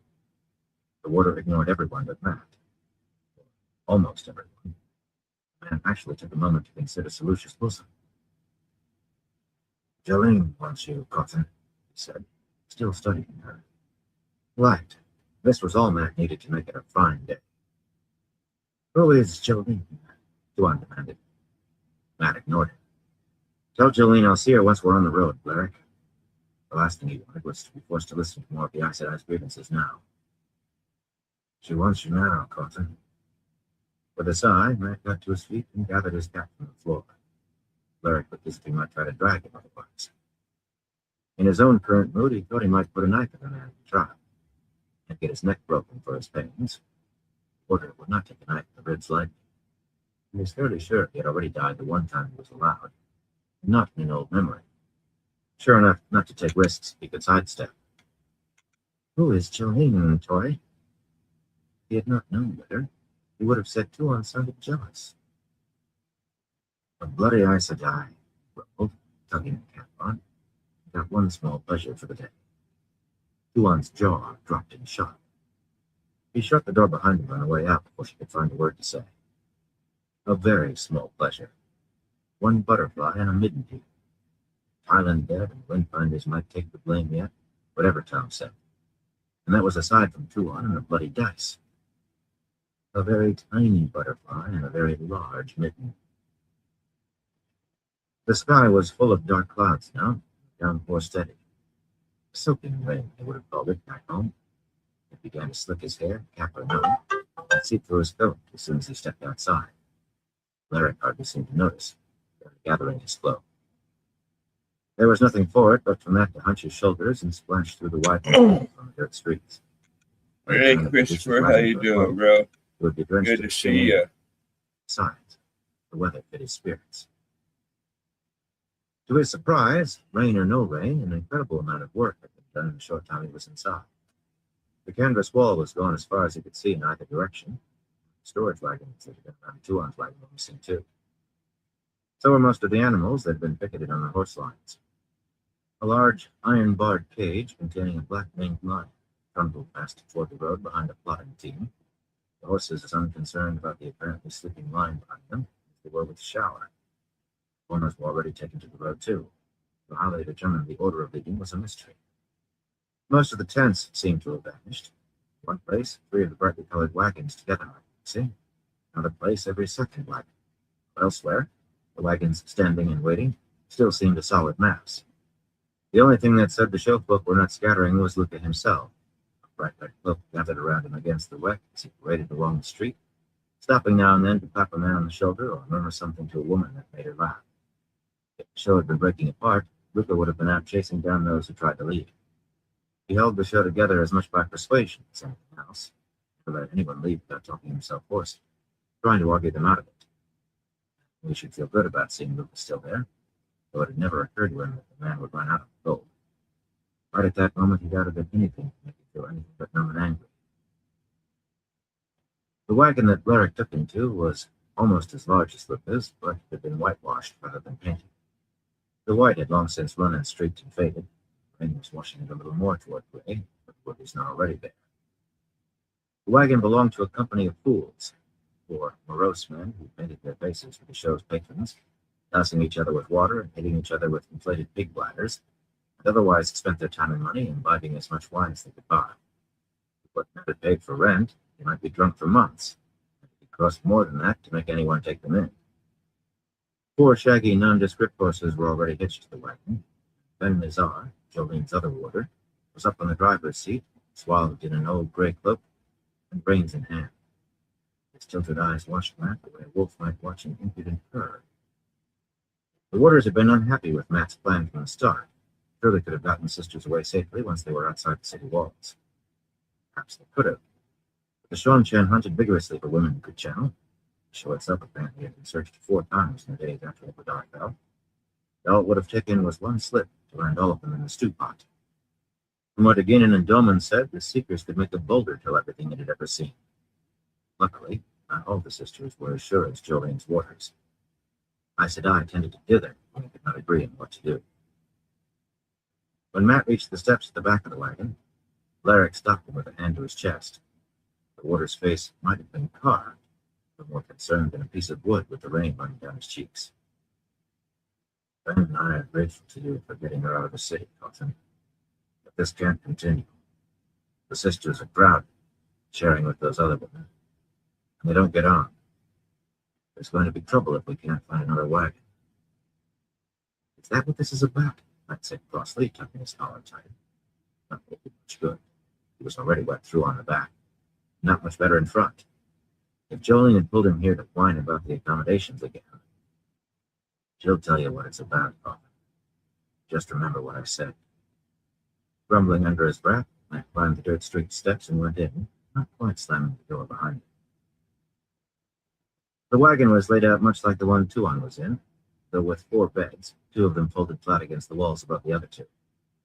He had no idea how the 6 women arranged sleeping, but he suspected it was not done peacefully. The air in the wagon all but crackled like grease on a griddle. 3 women sat on each of the lower beds, each variously watching or ignoring the women seated on the other bed. Jolene, who had never been held as Damani, behaved as though the 3 Sul'dam did not exist. Reading a small wood-bound book, she was an Aes Sedai to the ancient arrogance on a stick, despite a well-worn blue dress, lately owned by a woman who taught the lines to new tricks. The other 2 sisters knew firsthand what it was to be Damani, though. Had seen her watch the 3 Sul'dam warily, one hand resting near her belt knife. But Teslin's eyes shifted constantly, looking at anything except the Sul'dam. Her hands needed her dark woolen skirts. He did not know how Aginin had coerced the 3 Sul'dam into helping Damani escape. Even though they were being sought by the authorities as surely as Aginin, they had not changed their attitudes toward women who could channel. Bethamin, tall and as dark as Tuan in an Ebudari dress, with a very deep neckline and skirts sewn up above her knee on one side to show faded red petticoats, seemed a mother waiting for inevitable misbehavior by children, while yellow-haired Sita, high-necked gray wool that covered her completely, appeared to be studying dangerous dogs that would need to be caged sooner or later. Brenna, she of the talk about cutting off hands and feet, pretended to be reading too, but every so often her deceptively mild brown eyes rose from the slim volume to study the Aes Sedai. When they did, she smiled in an unpleasant way. I felt like cursing before one of them opened her mouth. A wise man kept clear when women were at odds, especially if there were Aes Sedai among them. But this was how it always was when it came to this wagon. This better be important, Jolene. Unbuttoning his coat, he tried to shake some of the water off. He thought he would do better wringing the garment out. I just learned that the Golem killed Titan the night we left, and I'm in no mood for complaints. Jolene marked her place carefully with an embroidered marker and folded her hands on the book before speaking. Aes Sedai never hurried. They just expected everyone else to. Without him, she likely would have been wearing an item by now herself. But he had never found Aes Sedai particularly noted for gratitude either. She ignored what he had said about time. Larrick tells me the show has already begun moving, she said coolly. But you must stop it. Luca will only listen to you. Her mouth tightened slightly on the words. Aes Sedai also were unused to not being listened to. Greens were not the best at hiding their displeasure. We must abandon the idea of Lugard for the time being. We must take the ferry across the harbor and go to Ilion. That was about as bad a suggestion as he had heard of her, but she did not mean it for a suggestion, of course. She was worse than Aginin that way. With half the show already on the road, or near enough, it would take all day just to get everyone down to the ferry line. It would mean going into the city besides. Heading for Lugard took the show away from the Sean-Chen as quickly as possible. while they had soldiers camped all the way to the Ilion border and maybe beyond. Aginian was reluctant to tell what she knew, but Tom had his ways of learning these things. Matt did not bother to crack his teeth, though. He did not need to. No, Teslin said in a tight voice, her Ilion accent strong. Leaning past Edicina, she looked as though she chewed rocks 3 meals a day, hard-faced and set-jawed. There was a nervousness in her eyes, hit by her weeks as a demonic. No, Jolene. I have told you. We do not dare risk it. We do not dare. Not, Jolene spat, slamming her book to the floor. Take hold of yourself, Teslin. Just because you were held prisoner for a little time is no reason to go to pieces. Go to pieces. Go to pieces. Let them put that collar on you, and then speak of going to pieces. Teslin's hand went to her throat, as though she felt the Idam's collar still. Help me convince her, Edicina. She will have us collared again if we do let her. Edicina drew back on herself against the wall behind the bed. A slim, handsome woman, black hair spilling to her waist. She always went silent when the red and the green argued, as they did often. But Jolene did not spare her so much as a glance. You ask a rebel for help, Teslin? We should have left her for the Shanchan. Listen to me. You can feel it as well as I. Would you really accept a greater danger to avoid a lesser? Lesser, Teslin snarled. You do know nothing of... Brenna held her book out at arm's length and let it drop to the floor with a bang. If my lord will excuse us a little while, we still have our eye done, and we can teach these girls to behave again in short order. Her accent had a musical quality, but the smile on her lips never touched her brown eyes. It never works to let them go slack this way. Sita nodded grimly and stood as if to fetch out the leashes. I think we're done with Idam, Bethamin said, ignoring the shocked looks from the other 2 Sultan. But there are other ways to settle these girls down. May I suggest my lord return in an hour? They'll tell you what you want to know without any squabbling once they can't sit down. She sounded as though she meant exactly what she said. Jolene was staring at the 3 Sultan in outraged disbelief. But Edicina was sitting up straight, gripping her belt knife with a determined expression, while Teslin was now the one shrinking back against the wall, her hands clasped tightly at her waist. That won't be necessary, Matt said after a moment. Only a moment. However satisfying it might be to have Jolene settled down, Edicina might draw that knife. That would set the cat among the chickens no matter how it turned out. What greater danger are you talking about, Jolene? Jolene? What danger is greater than the Shanchan right now? The green decided her stare was making no impression on Bethany, and turned it on Matt instead. Had she been other than Aes Sedai, he would have said she looked sulky.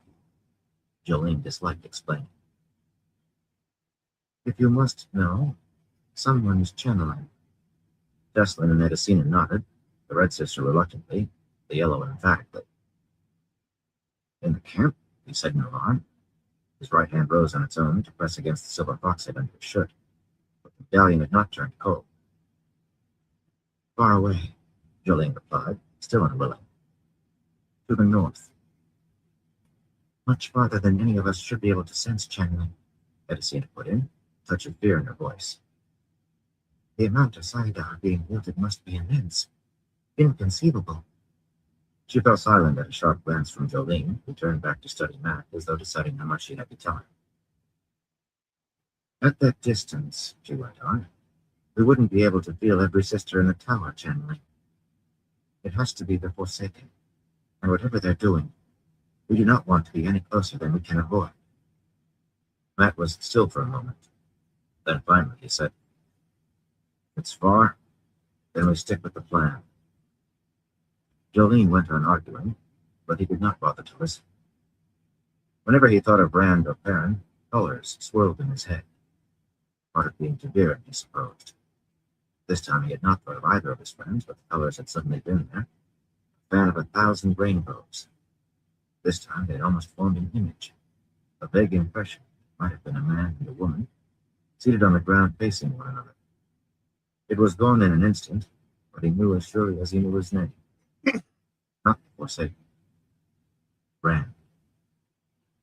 And he could not help wondering what Rand had been doing when the dice stopped. Chapter 4. The Tale of a Dog. Pt.3 sat staring at his writing table without seeing the papers and maps spread out in front of him. Both of his oil lamps were lit and sitting on the table, but he no longer had needed them. The sun must be rimming the horizon, since waking from a fitful sleep, saying his devotions to the Empress, which had been forever. He had only donned his robe in the dark imperial green that some insisted on calling black. He sat here without moving since. He had not even shaved. The rain had stopped. Instead of telling his servant Ajimbura to swing the window open for a little fresh air, his room was warm very warm. Clean air might clear his head. But over the last 5 days, there had been lulls in the rain that ended with sudden drenching downpours. His bed was located between the windows. He had needed to have his mattress and bedding hung in the kitchen to dry once already. A tiny squeal and a pleased grunt from Ajimbura made him look up to find the wiry little man displaying a limp rat at the size of a cat at the end of his long knife. It was not the first Ajimbura had killed in this room recently, something Farid believed would not have happened if Satala Anand was still on the scene, though the number of rats in Agudar seemed to be increasing well in advance of spring. Ajimbura looked a little like a wizened rat himself, his grin both satisfied and feral. After more than 300 years under the Empire, the Sata hill tribes were only half civilized, and less than half tame. The man wore his white-streaked dark red hair and thick braid that hung to his waist to make a good trophy if he ever found his way back to those near mountains and fell in one of the endless feuds between families or tribes. He insisted on drinking from a silver-mounted cup that anyone who looked closely could see was the top of someone's skull. If you are going to eat that, Harry said, so there were any question, we will clean it in the stable yard, out of anyone's sight. Ajimbura would eat anything except for lizards, forbidden to his tribe for some reason he would never make clear. But of course I won, the man replied, with a hunch of his shoulders that passed for a bow among his people. I know well the ways of the tongue people. I would not embarrass them. After close to 20 years in Farid's service, as a reminder, he still would have skinned out the rat and roasted it over the flames in the small brick fireplace. Scraping the carcass off the blade into a small canvas sack, Ajimbura tucked that into a corner for later, and carefully wiped his knife before sheathing it, and settling on his heels to await Farid's needs. He would wait like that all day, if necessary, as patiently as Dr. Bay. Farid had never puzzled out exactly why Ajimbura had left his hill fort home, follow one of the Death Watch guard. It was a much more circumscribed life. Besides, Farid had nearly killed him 3 times before he made that choice. Dismissing thoughts of his servant, he returned to the display on his writing table, though he had no intention of taking a pen for the moment. He had been raised to banner general for achieving some small success in battles with the Ashaman, at least when he would achieve any. Now, as he had commanded against men with general, some thought he must have wisdom to share about fighting hard to money. No one had had to do that in centuries, since the so-called Aes Sedai revealed that unknown weapon only a few leagues from where he sat. A great deal of thinking had gone into how to cripple that power. That was not the only request liberating the tabletop. Aside from the usual run of requisitions and reports that needed his signature, his comments on the forces arrayed against them in Ilion had been solicited by 4 lords and 3 ladies, and on the special Aiel problem by 6 ladies and 5 lords. But those questions would be decided elsewhere, very likely already had been decided. His observations would only be used in the infighting over who controlled what in return. In any event, war had always been a second calling to the Death Watch Guard. Oh, the guards were always there whenever a major battle was fought, sword hand to the Empress, when she lived forever, strike at her enemies whether or not she herself was present, always to lead the way where the fight was hottest. But their first calling was to protect the lives and persons of the imperial family. If their own lives were necessary, willingly given. 9 nights passed. The High Lady Tuon had vanished as if swallowed by the storm. He did not think of her as the daughter of the 9 moons, could not until he knew she was no longer under the veil. He had not considered taking his own life either, though the shame cut him keenly. It was for the blood to resort to the easy way to escape disgrace. The Death Watch Guard fought to the last. Mosenji commanded her personal bodyguard, but as the highest-ranking member of the guard this side of the Arth Ocean, it was Farid's duty to return her safely. Every cranny in the city was being searched on one excuse or another, every vessel larger than a rowboat, but most often by men ignorant of what they were searching for, unaware that the fate of the return might rest on their diligence. The duty was his. Of course, the imperial family was given to even more complicated intrigues than the rest of them. The High Lady too unfrequently played a very deep game indeed, sharp, deadly skill. Only a few were aware that she had vanished twice before, and had been reported dead, the very arrangement of her funeral rites, all by her own contriving. Whatever the reasons for her disappearance, though, find and protect her. So far, he had no clue how. Swallowed by the storm, or perhaps by the Lady of the Shadows. There had been countless attempts to kidnap or assassinate her, beginning on the day of her birth. If he found her dead, he must find who killed her, who had given the ultimate commandments. Avenge her whatever the cost. That was his I'll duty. be right back. A slender man slipped into the room, hallway without knocking. He might have been one of the inn's stablemen from the road. No local had his pale hair and blue eyes that slipped across the room from memorizing. His hand slipped under his coat, and Reed reversed the 2 ways of filling him barehanded in the bridge from it before he produced a small, gold-bordered ivory plaque, works of the Raven in the Tower. Seekers for the truth did not have to know. Killing them was frowned upon. Levi's, the seeker told Archibald, tucking away the plaque once he was sure Reed recognized it. The little man remained crouched on his heels, motionless. The seeker's eyebrows rose in surprise. Even in the cane-sodded hills, everyone knew a seeker's word was law. Well, perhaps not in some of the more remote hill forts, not if they believed no one knew the seeker was there. Archibald knew better than this. Wait outside, Harry came sharply. Archibald rose with a lack of even. I hear and obey, Ivan. He studied the seeker openly, though, as if to make sure the seeker knew he had marked his face before leaving the room. He was going to get himself beheaded one. A precious thing, loyalty, the pale-haired man said on the tabletop, plunging into a full door shut behind himself. You are involved in Lord Ewan's plans, then a General Curry. I would not have expected the Death Watch guard to be putting that. Curry moved 2 bronze map weights, shaped like lines, let the map of Tarvalin roll up on itself. The other had not been unrolled yet. You must ask Lord Ewan, Seeker. Loyalty to the crystal throne is precious of the blood, followed closely by knowing one side. The more who speak of a thing, the more we learn of it. No one short of the imperial family rebuked the seeker, or whatever hand got him. The fellow appeared unaffected. Then again, he seated himself in the room's cushioned armchair, intent his fingers, peering over the network. Were the choice of moving his own chair, or leaving the man almost at his back. Most people would have been very nervous about having a seeker behind them. Most would have been nervous having a seeker in the same room. Reed hid a smile, not move.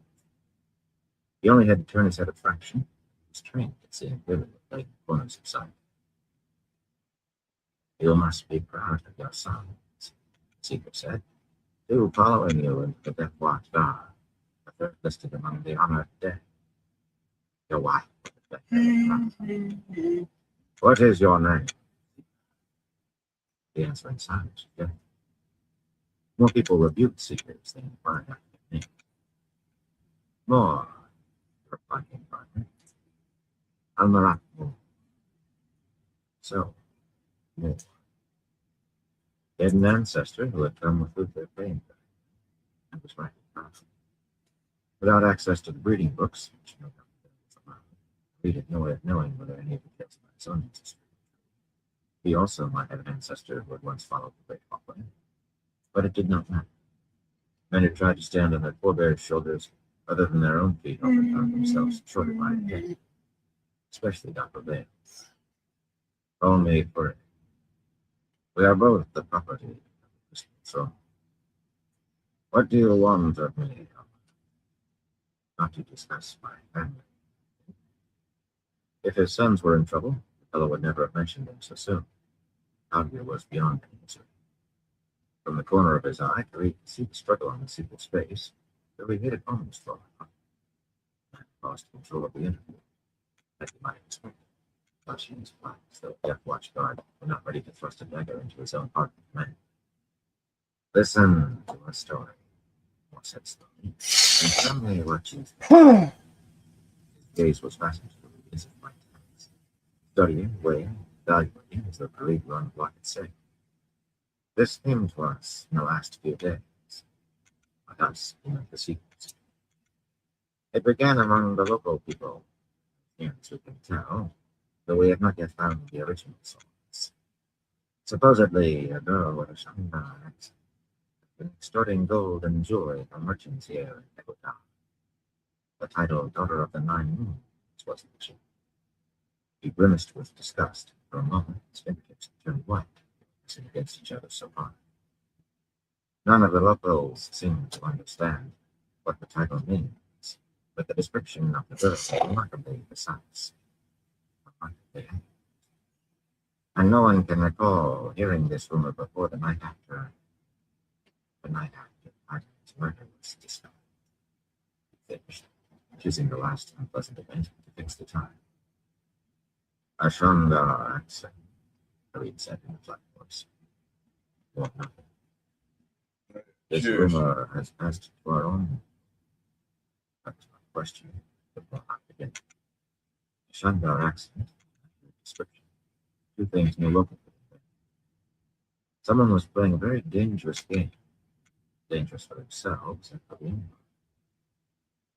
And as the terrace and palace there would be listeners among the servants, likely among even the Ecuadorian servants by now. If the listeners heard, soon passed in secrecy. Moore understood the question, of course. There was no need to mention what she not mention. Different tone. The High Lady Tuan's entourage, except that Anat, her truth speaker, has taken disapproval.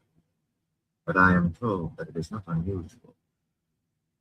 Surat herself is even more distraught in private than in public. She sleeps poorly, snaps at her favorites, has her property beaten over trifles. She ordered the death of one seeker each day until matters are rectified, and only rescinded the order this morning. She realized she might not have seekers before she ran out of days. His shoulders moved in his face. Take this toll on the dead seekers. Leave for any escape. It's understandable. If she is called to account, she will pray for the death of 10,000 tears. The other blood will know what has happened, trying to grow up. You have even quietly made funeral arrangements about any eventuality. Reed wanted a clear look at the man's face. He was inured to insult. It was part of the training. This. Pushing back his chair, he stood and sat at the edge of the writing table. Moore stared at him unblinking, tensed to defend himself against an attack. Reed drew a deep breath to still his anger. Why did you come to me? Believe the Death Watch guards are implicated in this. The effort of keeping his voice level strangled. Since the first Death Watch guards sworn the corpse of Luther Painberg to defend his son, there had never been treason among the guards. Never. More relaxed by impotence as he realized that Reed did not intend to kill him. At least, not right then. There was a haze of sweat on his forehead. I have heard it said that a Death Watch guard can see a butterfly in its brain. You have anything to trade me? Reed gestured curtly to the brick hearth. Silver cup and pitcher sat near the flames to keep warm. They had been there untouched since Ajimbura brought them when Reed awoke. The wine would be full by now, but be free of it. And when your throat is wet, you will answer my question. Either you suspect guardsmen, or you wish to play me in some game of your own. By my eyes, I will know which and why. The fellow sidled to the hearth, watching him from the corner of its eye. As Moore bent the pitcher, he frowned, and then he gave a small start. What appeared to be a silver-rimmed bowl with a ram's horn patterned silver vase sat beside the cup. Ajimbura had been told often enough to keep that thing out of sight. There was no doubt that Moore recognized it for what it was. The man considered treason possible for the guards? Or for me as well. Moore blinked, showing a faint consternation. He held only the obvious cup. And then a light of understanding appeared in his eyes. An uneasy light. He filled the bowl, too, a trifle unsteadily, wiped his hand on his coat before taking it up. Every man had his limits, even a seeker, and push them was especially dangerous, but he was also off balance. Accepting the skull cup with both hands, Farid raised it high and lowered his head. To the Empress, may she live forever in honor and glory. Death and shame to her enemies. To the Empress, may she live forever in honor and glory. Bowing its head and lifting his cup. Death and shame to her enemies. Putting Ajumbura's cup to his lips, Farid was aware of the other man watching him. The wine was indeed cool, the spices bitter. There was a faint, acrid hint of silver polish. He told himself the taste of dead man's dust was his imagination. Moore dashed off half his own wine in hurried gulps, then stared at his cup, seemed to realize what he had done, and made a visible effort to regain control of himself. Turik Karit, he said briskly. Born 42 years ago to weavers, the property of one Jalid Maganai, a craftsman in Ankarid. Chosen at 15 for training in the Death Watch Guards, cited twice for heroism and mentioned in dispatches 3 times. Then, as a 7-year veteran, named to the bodyguard of the High Lady Tuan upon her birth. That had not been her name, of course, but mentioning her birth name would have been an insult. That same year, as one of 3 survivors of the first non-attempt on her life, chosen for training as an officer. Service during the Miami Uprising and the Jianmin incident. More citations for heroism. More mentions in dispatches. Assignment back to the High Lady's bodyguard just before her first true name day. Moore peered into his wine and looked up suddenly. At your request. Unusual. The following year, you took 3 serious wounds, shielding her with your body against another set of assassins. She gave you her most precious possession, a doll. After more distinguished service, with further citations and mentions, you were selected for the bodyguard of the Empress herself, may she live forever, and served there until named to accompany the High Lord Turak to these lands with the Halim. Times change, and men change. But before going to guard the throne, you made 2 other requests for assignment to the High Lady Tuan's bodyguard. Most unusual. And you kept the doll until it was destroyed in the Great Fire of Sakima. A matter of 10 years. Not the first time Farid was glad of the training that allowed him to maintain a smooth face no matter what. Kara's expressions gave away too much to him apart. He remembered the face of the small girl who had laid that doll on his litter. He could hear her still. You have protected my life, so you must take Emina to watch over you in turn, she said. She can't really protect you, of course. She's only a doll. But keep her to remind you that I will always hear if you speak my name. If I'm still alive, of course. My honor is loyalty, he said, setting Ajumbura's cup on the writing table carefully, so as not to slop wine onto his papers. However often the fellow polished the silver, Farid did not think he bothered to wash the thing. Loyalty to the throne. Why did you come to me? One moved slightly, so the armchair was between them. No doubt he thought he was standing casually, but he was clearly ready to throw the wine cup. He had a knife under his coat in the small of his back, and probably at least 1 other. 3 requests to join the High Lady Tuan's bodyguard. And you kept the doll.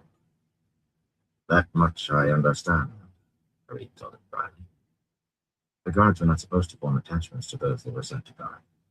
The Death Watch guard served only the Crystal Throne, served whoever succeeded to the Crystal Throne, the whole heart and the whole faith. But he remembered that serious child's face, already aware she might not live to do her duty, yet trying to do it anyway. And he had kept the doll. But there's more to it than rumor of a girl, isn't there? A butterfly's breath, the fellow murmured. It is a pleasure to talk to someone who sees deeply. On the night that Thailand was murdered, 2 Damani were taken from the Tarasan Palace kennels. Both were formerly High Sadai. Do you not find the coincidence too much? I find any coincidence suspect, Amarat. But what has that to do with rumors and other matters? This web is more tangled than you imagine. Several others left the palace that night, Hell yeah. among them a young man who was apparently Tylen's pet. 4 men who were certainly soldiers, and an older man, one Tom Maryland, or so he called himself, who was supposedly a servant, but who displayed much more education than was to be expected. At one time or another, they were all seen with Aes Sedai, or in the city's port. The speaker leaned forward slightly over the back of the armchair. Perhaps Tylen was not murdered because she swore fealty, but because she had learned of things that were dangerous.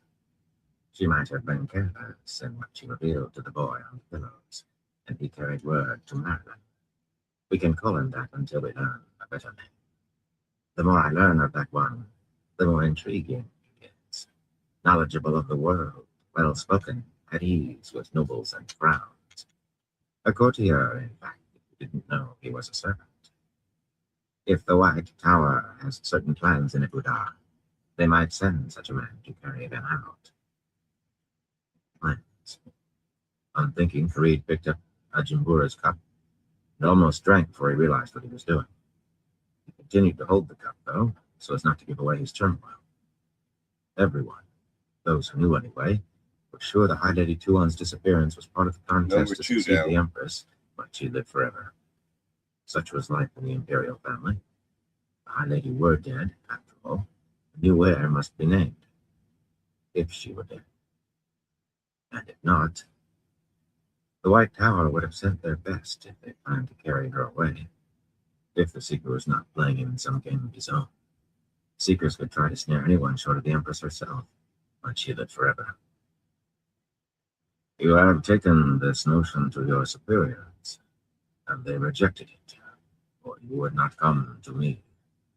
That, or you haven't mentioned it to them, have you? Why not? Much more tangled than you can imagine, Moore said softly, eyeing the door as if suspecting eavesdroppers. Why did he grow cautious now? There are many ramifications. The 2 Damani were removed by the Lady Eginin Tamara, who has had dealings with Aes Sedai before. Close dealings, in fact. Very close. Clearly, she released the other Damani to cover her escape. Eginin left the city that same night. Share. This one sucks. In her entourage. And also, we got Maryland. I bet you get one of those. We don't know who the third Damani was. We Nice little gaming shares. Or perhaps an Aes Sedai in the city.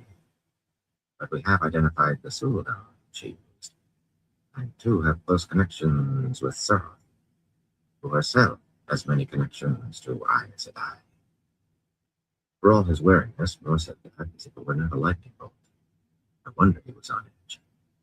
So, Seraph plotted with Aes Sedai and had corrupted at least some of the Seekers above Moore. The White Tower had placed men under one of their best to carry out. I had a good one. I would. It was all believable.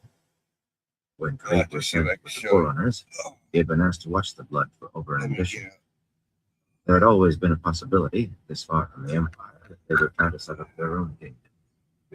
He himself had sent men into a city he knew would fall, whatever was done to defend it, so they could harm the enemy from within. You have a direction of...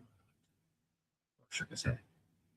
They went north, and Jahanna was mentioned in the palace stables. That seems an obvious deception. They will have changed direction at the first opportunity. We have checked on boats large enough to have carried. I want to massage at the same time. I never get off my chair. Come and go all the time. There is no order in this place, no control. This gives me a great deal to think on. The Seeker grimaced, a slight twisting of his mouth, but he seemed to realize he had gotten as much commitment as Creed would make. He nodded once. Whatever you choose to do, you should know this. You may wonder how the girl extorted anything from these merchants. It seems 2 or 3 soldiers always accompanied her. The description of their armor was also very was it a Harbor Fate? They got one of these nice little camping chairs that's wisely let it fall Looks back to pretty its side. good, but it's like Most people call that 60, 80 bucks. You understand me? Whatever you choose to do not delay. More raised his cup. Your health, Banner General. Correct. Your health. And the health of the Empire. Farid drained Ajimbura's cup without hesitation. The seeker departed as abruptly as he had entered. Moments after the door closed behind him, it opened to admit Ajimbura. The little man stared accusingly at the skull cup in Farid's hands. You know this rumor, Ajimbura? As well ask whether the sun rose in the morning as ask whether the fellow had listened. Right. And all it is in any case. It's like one of those camping chairs. I would rocks. not soil my tongue with such. And I used to have one, and it was really comfortable. Well, a lot more comfortable than this one. Whether the High Lady Tuan's disappearance was her own doing or friend that needed it. She was in great danger. And if And the I rumor haven't was had supported by more, the best way to chance defeat to get another one was to make the game your own. Lay out my razor. Sitting down, he reached for his pen, holding the sleeve of his robe clear of the ink with his left hand. Then you will find Captain Musenji. When he is alone, I give him this. Return quickly. I will have more instructions for you. Shortly after noon on the following day, he was crossing the harbor on the ferry that departed each hour, according to the strict ringing of bells. It was a lumbering barge that heaved as long sweeps propelled it across the harbor's choppy surface. The ropes lashing a merchant's half-dozen canvas-covered wagons to the fleets on the deck creaked with every shift. The horses stamped their hooves nervously.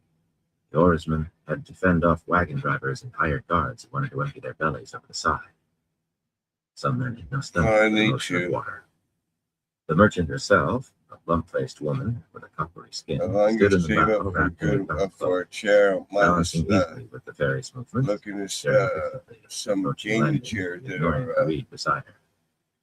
She might know that he was somewhat showing reasonably Shannon, priced on his big gelding, if nothing else, and with a plain gray cloak setting up covering one his of wet those. green coat. So if she thought of him at all, it was as an ordinary soldier, not a settler, with a sword on his head. There might have been sharper eyes back in the city, despite all he had done to evade them, but there was nothing he could do about that. With luck, he had a day, perhaps two, before anyone realized he would not be returning to the inn anytime soon. Swinging into his saddle as soon as the ferry bumped hard against the landing dock's leather-padded posts, he was first off when the loading gate swung wide. The merchant was still chivying the drivers to the wagons, preparing them on lashing wheels. He kept Aldazar to a slow walk across the stones, still slippery with the morning's rain, a litter of horse dung, and the leavings of a flock of sheep, and let the base pace increase only when he reached the Ilion road itself, though he kept short of a trot even then. Impatience was a vice when beginning a journey of unknown length. Inns lined the road beyond the landing, flat-roofed buildings, covered in cracked and flaking white plaster, and with faded signs out front, or none at all. This road marked the northern edge of the Rahat. Roughly dressed men slouching on benches in front of the inns sullenly watched him pass. Not because he was Shanshan. He suspected they would have been no brighter for anyone on horseback. Anyone who had 2 coins to rub, for that matter. Soon he left them behind, though. The next few hours took him past olive orchards and small farms where the workers were accustomed enough to passers-by on the road. They did not look up from their labors. The traffic was sparse in any case. A handful of high-wheeled farmers' carts, and twice a merchant's train, rumbling toward Ebudar, surrounded by hired guards. Many of the drivers and both merchants wore distinctive Ilion or beards. It seemed strange that Ilion continued to send its trade to Ebudar while fighting to resist the Empire. But people on this side of the Eastern Sea were often peculiar, odd customs, a little like the stories told of the great Hawkwing's homeland. Often nothing like. They must be understood, of course, if they were to be brought into the Empire, but understanding was for others, higher than he. He had his duty. The farms gave way to woodlands, fields of scrub. His shadow was lengthening in front of him, the sun more than halfway to the horizon by the time he saw what he was looking for. Just ahead, Ajimbura was squatting on the north side of the road, playing a reed flute, the image of an idler shirking. Before Khalid reached him, he tucked the flute behind his belt, gathered his brown cloak, and vanished into the brush and trees. Glancing behind to make sure the road was empty in that direction as well, Kareed turned Aldazar into the woodland at the same point. The little man was waiting just out of sight of the road, on the stand of some sort of large pine tree, the tallest easily 100 feet. He made his hunch-shouldered bow and scrambled into the saddle of a lean chestnut with 4 white feet. He insisted that white feet on a horse were lucky. "This way, Iwan," he said, and at Kareed's gesture of permission, turned his mount deeper into the forest. They had only a short way to ride, no more than half a mile, but no one passing on the road could have suspected what waited there in a large clearing. Musenji had brought 100 of the guard on good horses, 20 Ogier gardeners, all in full armor, along with pack animals to carry supplies for 2 weeks. The pack horse Ajimbura had brought out yesterday with Kareed's armor would be among them. A cluster of Suldam were standing beside their own mounts, some petting the 6-leashed Damani. When Musenji rode forward to meet Kareed with Partha, the first gardener, striding grim-faced beside him with his green-tasseled axe over his shoulder, one of the women, Melatine, the High Lady Tuan's dear Suldam, stepped into her saddle and joined them. Musenji and Partha touched fists to heart. Kareed returned their salute, but his eyes went to the Damani. One in particular, a small woman whose hair was being stroked by a dark, square-faced Suldam. A Damani's face was always deceptive. They aged slowly, lived a very long time. This one had a difference he had learned to recognize as belonging to those who called themselves Aes Sedai. "What excuse did you use to get all of them out of the city at once?" he asked. "Exercise, Bana General," Melatine replied with a wry smile. "Everyone always believes exercise."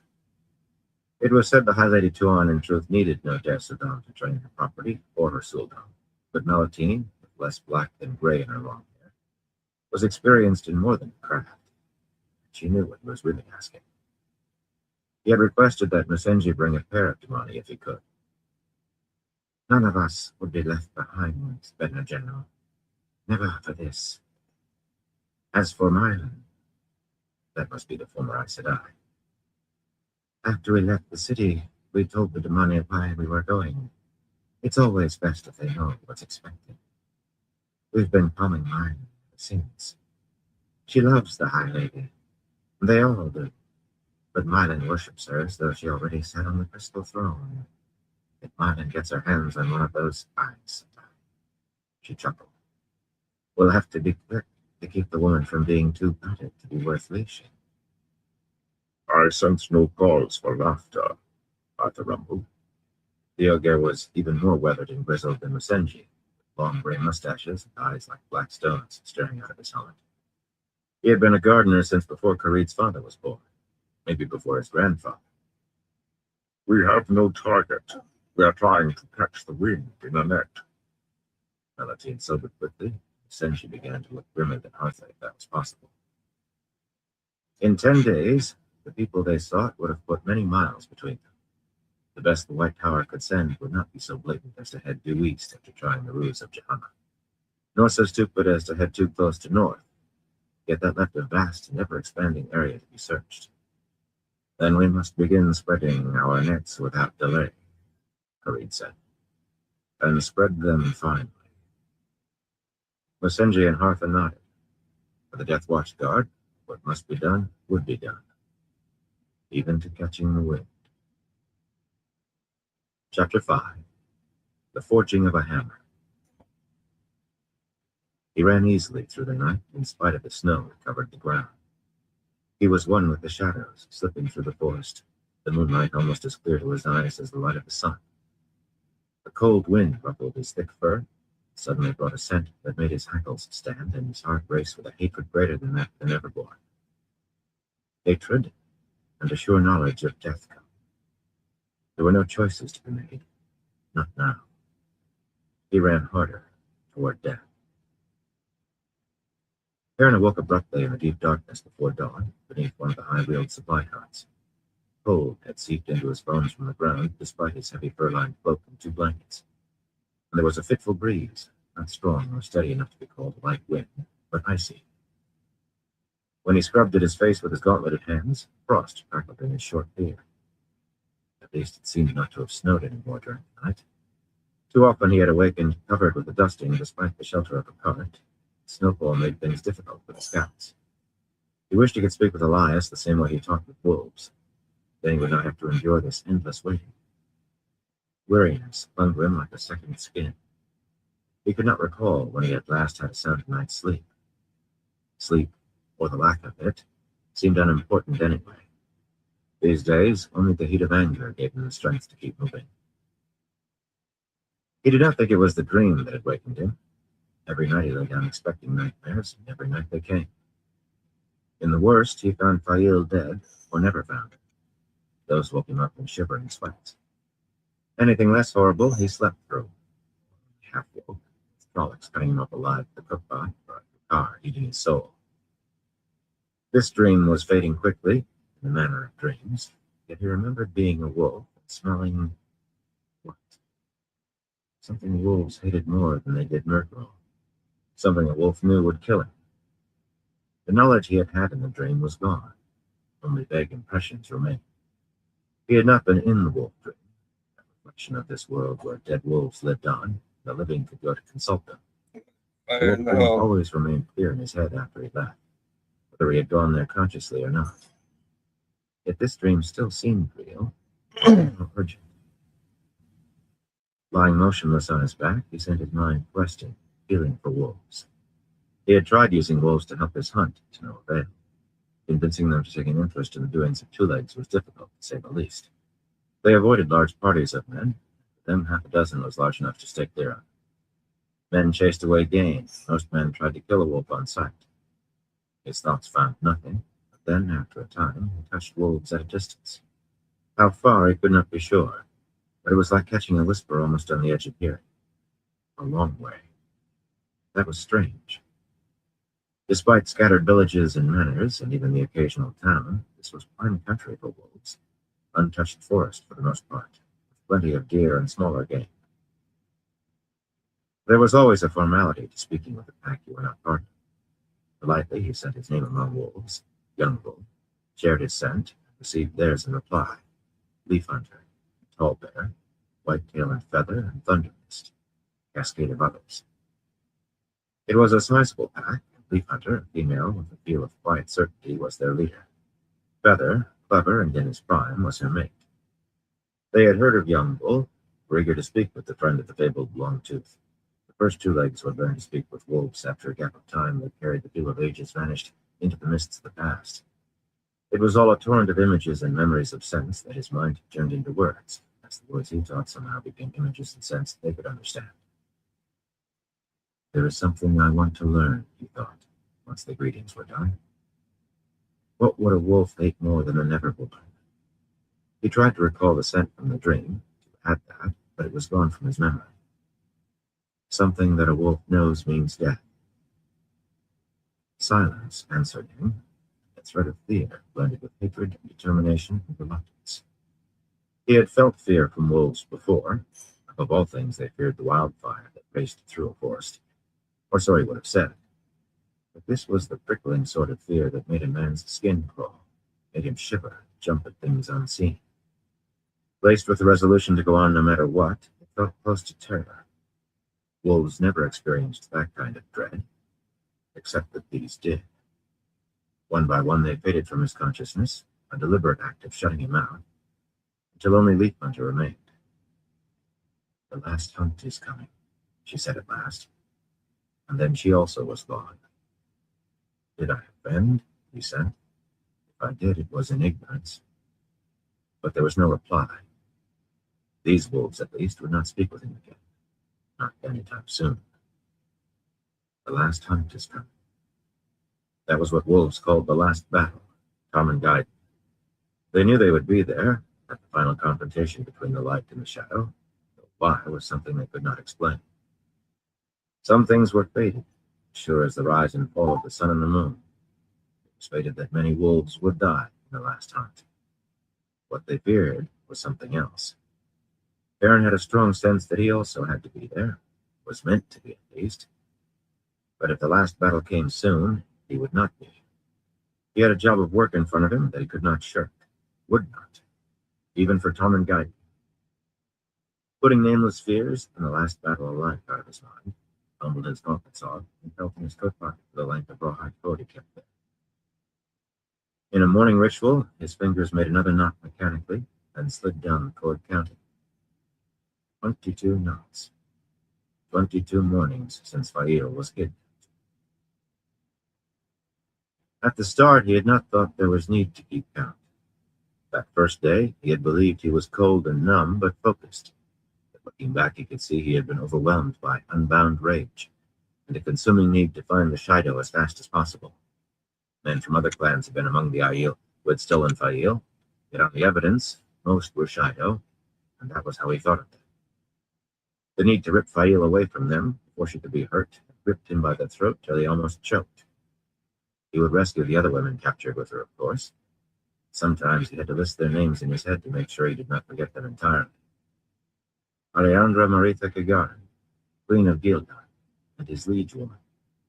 It still seemed off-kilter to have anyone oath sworn to him, especially a queen. He was a blacksmith. He had been a blacksmith once.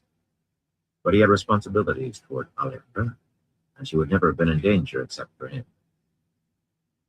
Bane, of the Black Rock Shara, and Chiad, of the Stones River Goshin, Aiel maidens of the Spear who followed Fail to Gildan and Amadisia. They had faced Trollocs in the Two Rivers as well. Aaron needed every hand that could raise a weapon. That earned them the right to call on him. Arla Shigo and Lucille Alderwin, two foolish young women, thought they could learn to be Aiel, some strange version of Aiel. They were oath sworn to Fail, and so was Meg Dindola, a penniless refugee Fail had taken under her wing as one of her maids. He could not abandon Fail's people. Fail mi Bashir Tabara. The litany came back to her, his wife, the breath of his life. With a groan, he clutched the cord so tightly that the knots impressed themselves painfully on a hand hardened by long days, swinging the hammer at a forge. But 22 days. Working iron had taught him that haste ruined metal, but in the beginning he had been hasty, traveling southward through gateways created by Grady and Niall, to Ashaman, where the farthest traces of the Shido had been found, then leaping south again, the direction their tracks went, as soon as the Ashaman could make more gateways. Spreading every hour it took them to rest from making the first, holding them open long enough for everyone to pass through, his mind was eaten up with freeing Fail at any cost. What he found were days of increasing pain as the scouts spread farther and farther through uninhabited wilderness without locating the slightest sign that anyone had been that way before, until he knew he had to retrace his path, frittering away more days to cover ground the Ashaman had taken him across in a step, searching for any indication of where the Shido had turned aside. He should have known they would turn. South took them toward warmer lands, without the snow that seemed so strange to Aiel, yet it took them closer to the Shanshan and the Budar as well. He knew about the Shanshan, and he should have expected the Shido to learn. They were after pillage, not a fight with Shanshan and Damani. Days of slow marching with the scouts fanning out ahead, days when falling snow blinded even the Aiel and forced them all to a chafing halt, until finally a Jundin Baron found a tree scraped by a wagon. Elias dug a broken Aiel spear shaft from beneath the snow, and Perrin at last turned east, at most 2 days south of where he had traveled to the first time. He had wanted to howl when he realized that, but he kept a tight hold on himself. He could not give way, not so much as an inch, not when Fail was depending on him. That was when he began to hustle, began to forge it. His kidnappers had gained a long lead because he was hasty, but since then he had been as careful as he had been in the smithy. His anger was hardened, shaped to a purpose. Since finding the Shido's trail again, he had traveled no farther in one jump than the scouts could come and go between sunrise and sunset. And it was well that he had been cautious, because the Shido changed directions suddenly several times, zigzagging almost as though they could not decide on a destination. Or maybe they had turned to join others of their kind. All he had to go by were old traces, old camps buried by snow. Yet all of the scouts agreed the Shido's numbers had swollen. There had to be at least 2 or 3 sects together, maybe more. Formidable quarry to hunt. Slowly but surely, though, he had begun overtaking them. That was what was important. The Shido covered more ground on the march than he would have thought possible, given their numbers in the snow, yet they did not seem to care whether anyone was tracking them. Perhaps they believed no one dared. Sometimes they had camped several days in one spot. Anger forged to a purpose. Ruined villages and small towns and estates littered the Shido's path as if they were human locusts. Storehouses and valuables looted, men and women carried off along with the livestock. Often no one remained by the time he arrived, only empty houses, people seeking somewhere for food to survive until spring. He had crossed the Eldar into Altara, where a small ferry used by peddlers and local farmers, not merchants, once ran between two villages on the forested riverbanks. How the Shido had gotten across, he did not know. But he had the Ashaman make gateways. All that remained of the